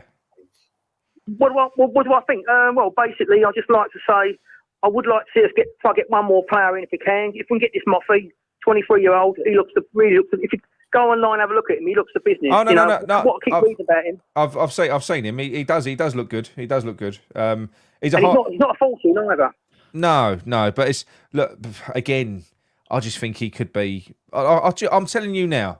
We could have brought Haaland in the summer. He'd still be sitting on the bench. Oh, shut up. He'd still be waiting to be bedded in. Same old bloody crap. He would be. He'd still be sitting. He'd be bedding him in still. Oh, Nick, one last thing. If we do need to get one other player in, what we've got to address, whether it's short term or long term, the left back. We've got to get a decent left back in. Well, I'm kind of. Do you know something? I'm starting to feel happier with Emerson, and I'd like to see Emerson assisted with at left back. I would. What in the back four? I'm telling you now. If we can play Cresswell, then centre backs. Yes, no, I know that, but I mean, if we go to 4 at the back, I'd like to see Emerson used. I'd like to see Emerson use it. He can't defend it. He's better going forward. He's a modern day. He's not. But with Aguero on the left hand side, John, I think we might be all right. I think we'll be okay. He's I mean, Everton's one threat yesterday was down there right with Iwobi. He was one causing us problems. Yeah. That's why you notice later on, what did he do, Moyes? He brought Johnson on, didn't he, to tighten it up? He did. On that side. Yeah. But I agree. Iwobi, we have got gaps that need filling. Yeah, Iwobi was moved out right though on half time, right straight after half time. I noticed it because I was keeping my eye on him. He looked like their most effective attacking option. You know. Yeah. He was. Yeah, he was. All right, then, lads. All right, lovely. Cheers for the call, Cheers, mate. Gary. Cheers, Gary. Yeah. Nice to Take see care, you, mate. Bye-bye. Thanks, mate. Bye. See you later. So, mate. Take care. Bye. Right. Let's. He's gonna. Right. Will's gonna be outrageous. I reckon. Where are we? Outrageous. Outrageous. Where are we? Let's give him a call.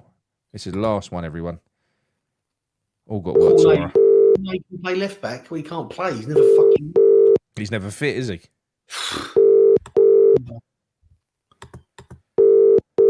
Ben Johnson, He's gone best to bed. left back. He's gone to bed. When did he ring you? Hello. Hello, Will. You all right, mate? I'm sorry it's taking so long. We've just had quite a few calls. How are you?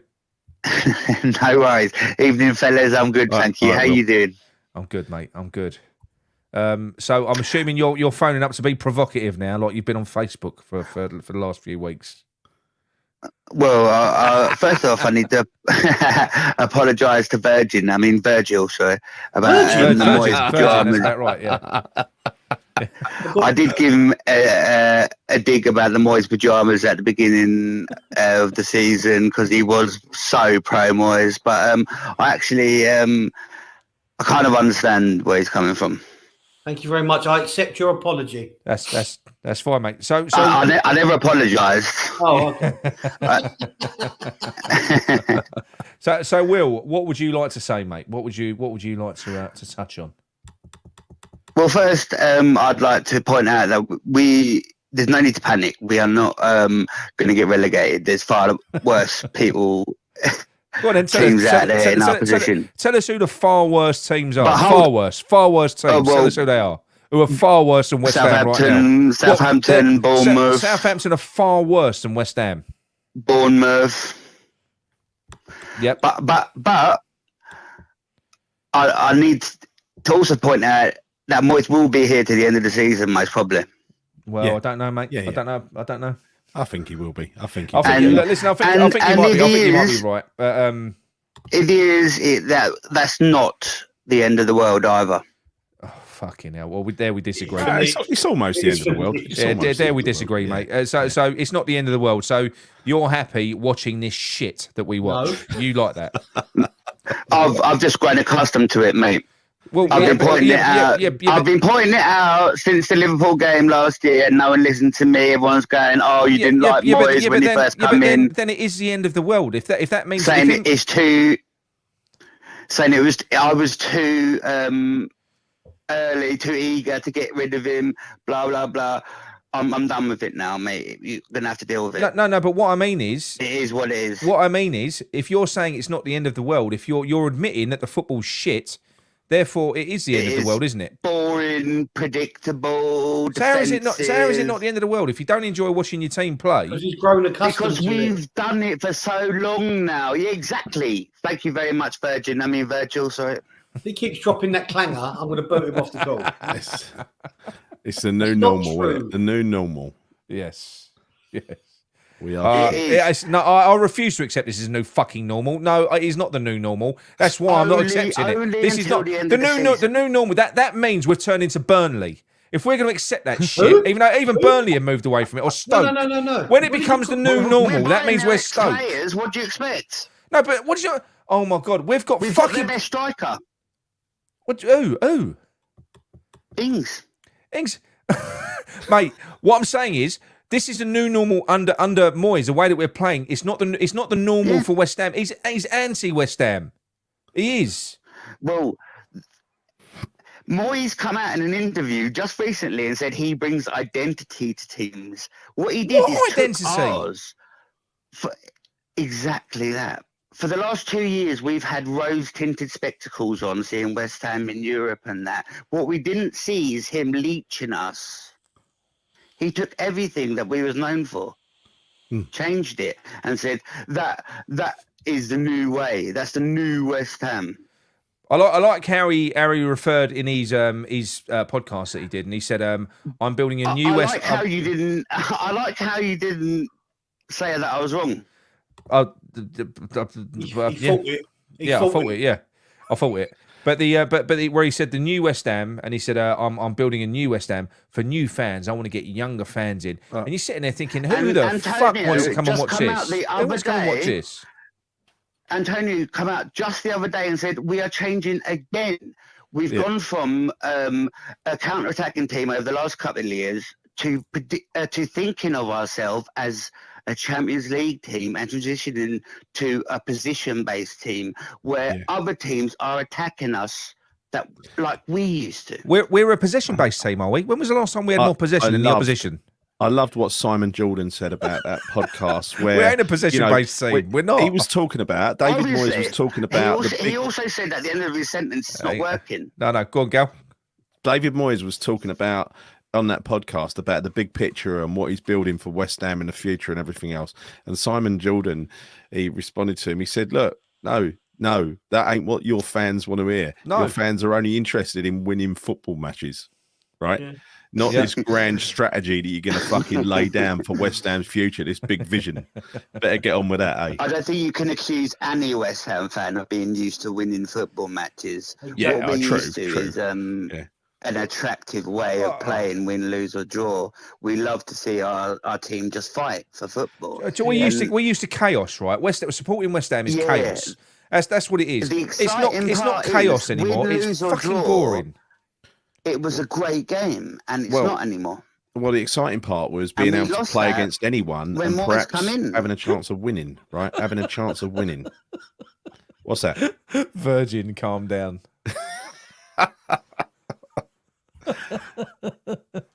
We could beat anyone on our day. That was the West Ham way, right? That's why we loved it so much last year, because we could genuinely, for half a season anyway, beat anyone on our day. Yeah, because I would put money on West Ham to beat Barcelona I would put money on West Ham to beat PSG right now. Yeah, and that's why I don't gamble. Right, okay. So yeah. So I never vote. I never bet on West Ham ever. I've never have. No, I never put money on West Ham. You'd never put them in your accumulator, would you?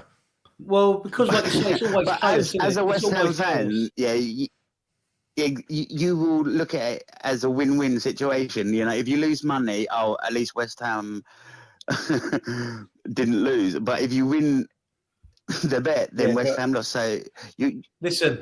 In recent games where I see it, I've had a bloke in recent seasons. Yeah, you wouldn't do that. In recent seasons, you see people on the internet wanting West Ham to lose just to get rid of a manager. What do you mean? What do you mean?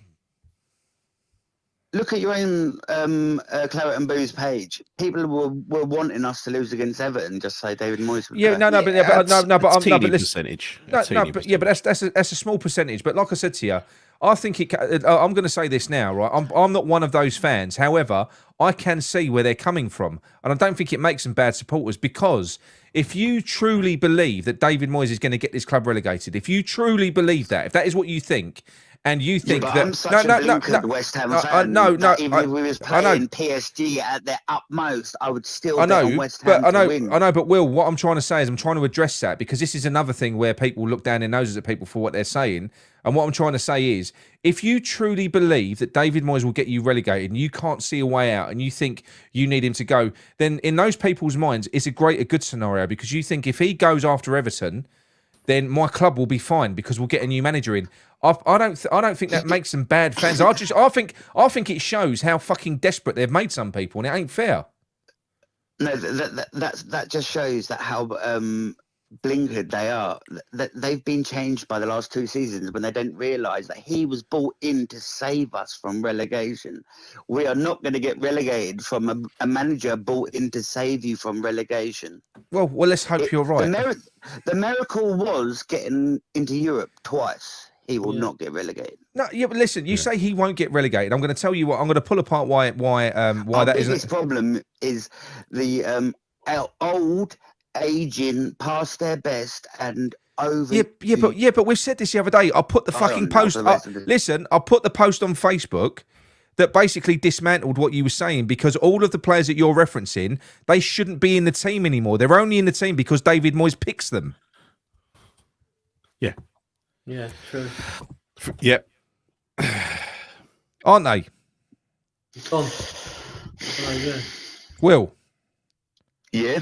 They're only in the team. You broke up there. You know, but I'm saying they're only in the team. The players that you're referring to, these aging old players who should now be backups, we're only referring to them because our manager, who you think is great and should stay because we can't expect any better, is the only reason that we're talking. No, but the only reason that they are still in the team is because he picks them. They should be backup players. Oh, we haven't got anyone better other than them either, and that's the board's problem. We let how many go in the summer? What? 13 including youth players and that, and we got 8 in that, and that didn't account for our already paper thin squad. We was already 4 or 5 players short before they left.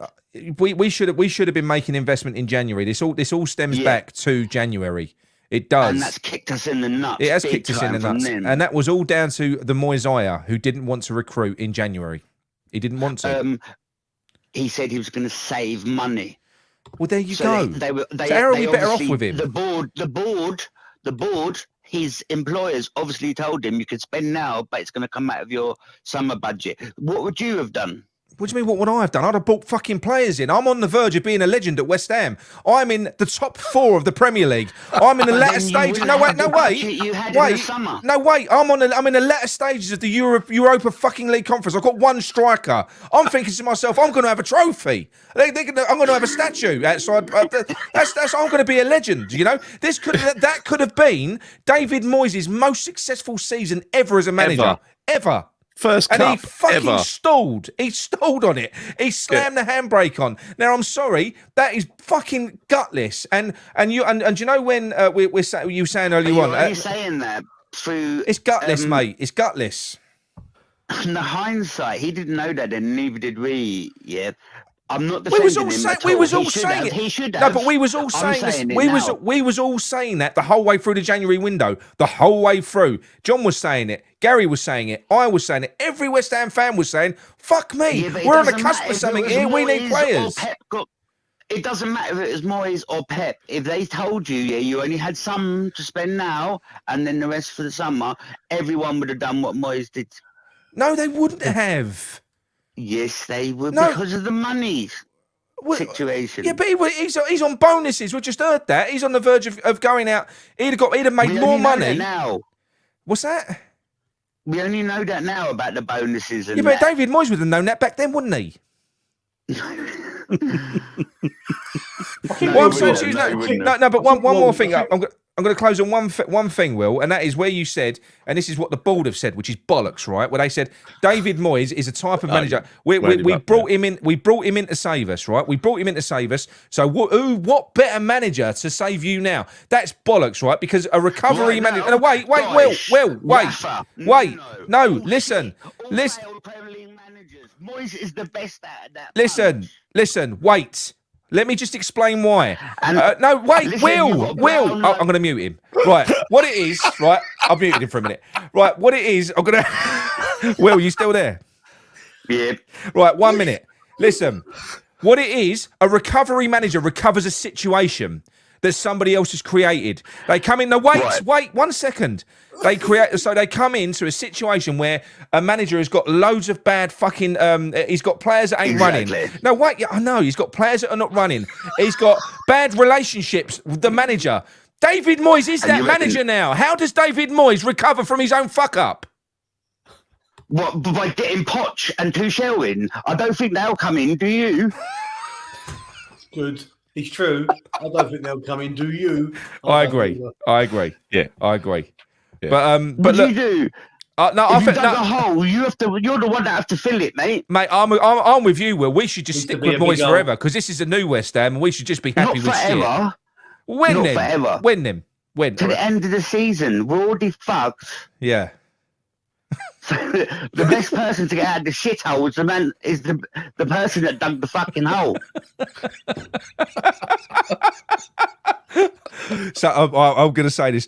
Mr. Mason said you sound like Ryland Clark with your head covered in cling film. That's what Mr. Mason just said. Listen, got a list and I got a cold. You've really got my blood pumping. I don't know how I'm going to sleep tonight now. Look, even the glasses are fucking steaming up. Look. Who do you think then? I'm going to ask you a question. Who do you think is going to come in and save us? Save us? No, look, listen. I don't think. I think when you're in a situation like this at the moment, I do just think if you have got a situation where Say for instance, Moyes. no, wait. Say Say for instance, Moyes. no. Say for instance, the But it is manager. Moyes, isn't it? Say for instance, the manager has lost the changing room. You remove the problem because then you're removing the bloke who fucking Ben Rama hates. You know, we've all heard his little clip. I'm not going to play it again. Right. But you remove the player that he hates. Makes a load of mess on the floor. Are you going to get your firstborn child to clean it up? What? If your second-born child makes a load of mess on the floor, are you going to get your first-born child to clean it up? So what relevance has that got? Explain that to me in football terms. You're gonna make the person Who's the 1-year-old child? It's too late now. It's too late now, isn't it? Okay. Moyes, exactly. Okay. Right. Pochettino. So Moyes is the 1-year-old child. Zinedine. You ain't going to get your 2-year-old to clear it up. Is that right? Did I get that right? Right. Okay. Okay. But no. But look. If Listen. your 2-year-old child makes a mess, you're not going to get your 1-year-old child. Can I ask you? Can I ask you clear questions just to close this call, just so I know where you're thinking. So listen. First of all, the first question. You think? Well, I know what the answer is. You don't think that David Moyes will get us relegated. You've already said there's worse teams than us, so you think that we'll stay up anyway. Therefore, you're not worried that we're going to get relegated. Is that right? Yeah, that's totally true. That's fine. If we were in a situation where you did feel like that, so say for instance 4 or 5 or 6 games expire and we're bottom of the league, just say that happens. What then? Do you think we just accept relegation, or do you think that do you still stick with him, or at that point would you say no? Now's the time to change. First off, we've already been relegated. There's no point. So you just stick with him and do nothing. I would have changed a lot before then. No, but in that situation, tell me what you do in that scenario then. In 5 games time, 6 games time, when we've got, I don't know, 14 games left. Changed by then. I know, but I'm just asking. Fast forward those games. So would you? But what I'm saying is, would you change at that point, or would you stick if you thought we were getting relegated with Moyes? Late. So I don't get you, but that doesn't answer my question. Yes, we would have changed. Yes, we would have changed by then. Oh, so you would change at that point when it's too late. So you would change when it's too late. No, I would have changed last November. That's what I told you about 20 minutes ago. No, but it's never too late. It's not too late now to change. Yes, it is. So the you would have changed last November. The elite manager we want in, the Zinedine, the Zidanes, the we would never have got the Tuchel managers. Yes, we would have. Yes, we would have. No, we wouldn't have. Your current stance is because hang on. Let team with a big. Let Gary ask you a question. 1 minute. Go on. Will, see, your current stance about leaving Moyes there till the summer is born out of you wanted Moyes to leave in November and he didn't, and it's too late now. So might as well keep him there and support him. No, I think what Will's saying is if Moyes would have gone in November, we could have attracted no, Virgin. Gary got that right. His comments are killing me. Hang on. This is a great call, Will. It is very good, honestly. I could have done without having me blood pressure raised this time of night. No, see, if you'd called me instead of having a row on Facebook and trying to out me as some gay riding with cling film around his face, we could have sorted this out. You've got his number. Just call him anytime. You can. You can. Yeah. Yes, I've got an out of the box view and opinion, but it's justified. Very out of your box. You're very out of your box. It's an out of your box opinion. It is. Yeah. It is completely. Totally justified. Yes, but in your mind, but at the same time, surely you can understand that there are other people with different opinions as well that are also justified. When you look at it logically with the trends of the last year, like I've already just said, you can understand people putting 2 and 2 together and going, "We're fucked."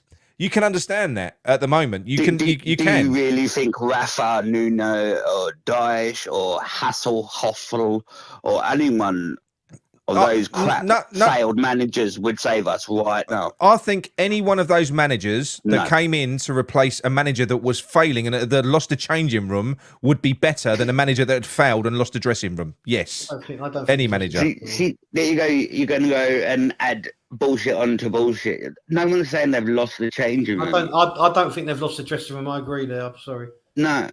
I don't think they have. Or yes. Why would the board give a manager more money on top of money? Because I can't answer the question. I don't know.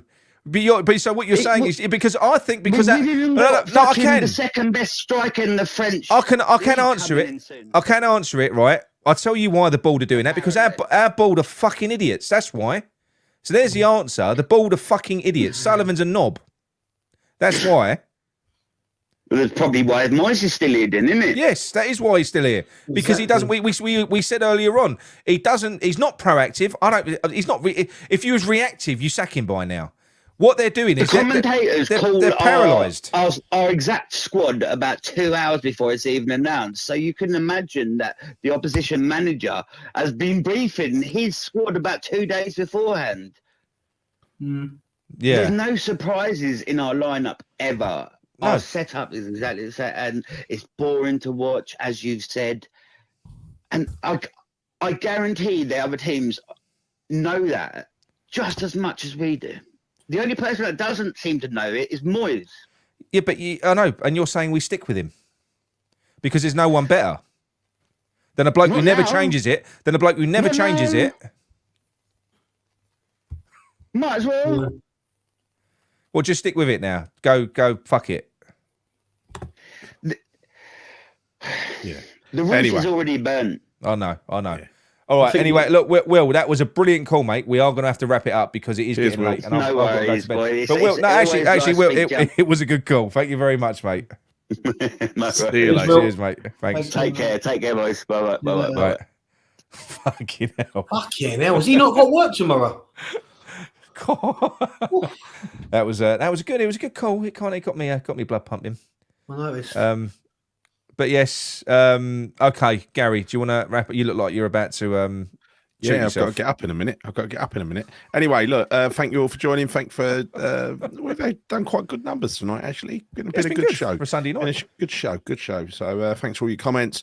By the way, if you haven't subscribed yet to the channel, please do subscribe to Claret and Booze on YouTube. Give the video a like if you haven't already, and hit the bell notification icon. Until next time, we'll be back in the week with the daily rambles, and that's it. I've been Gary, he's been John, he's been Nick. See you soon. We're all Come on, going to you bed. Irons. Irons. Not together. Come on, you irons.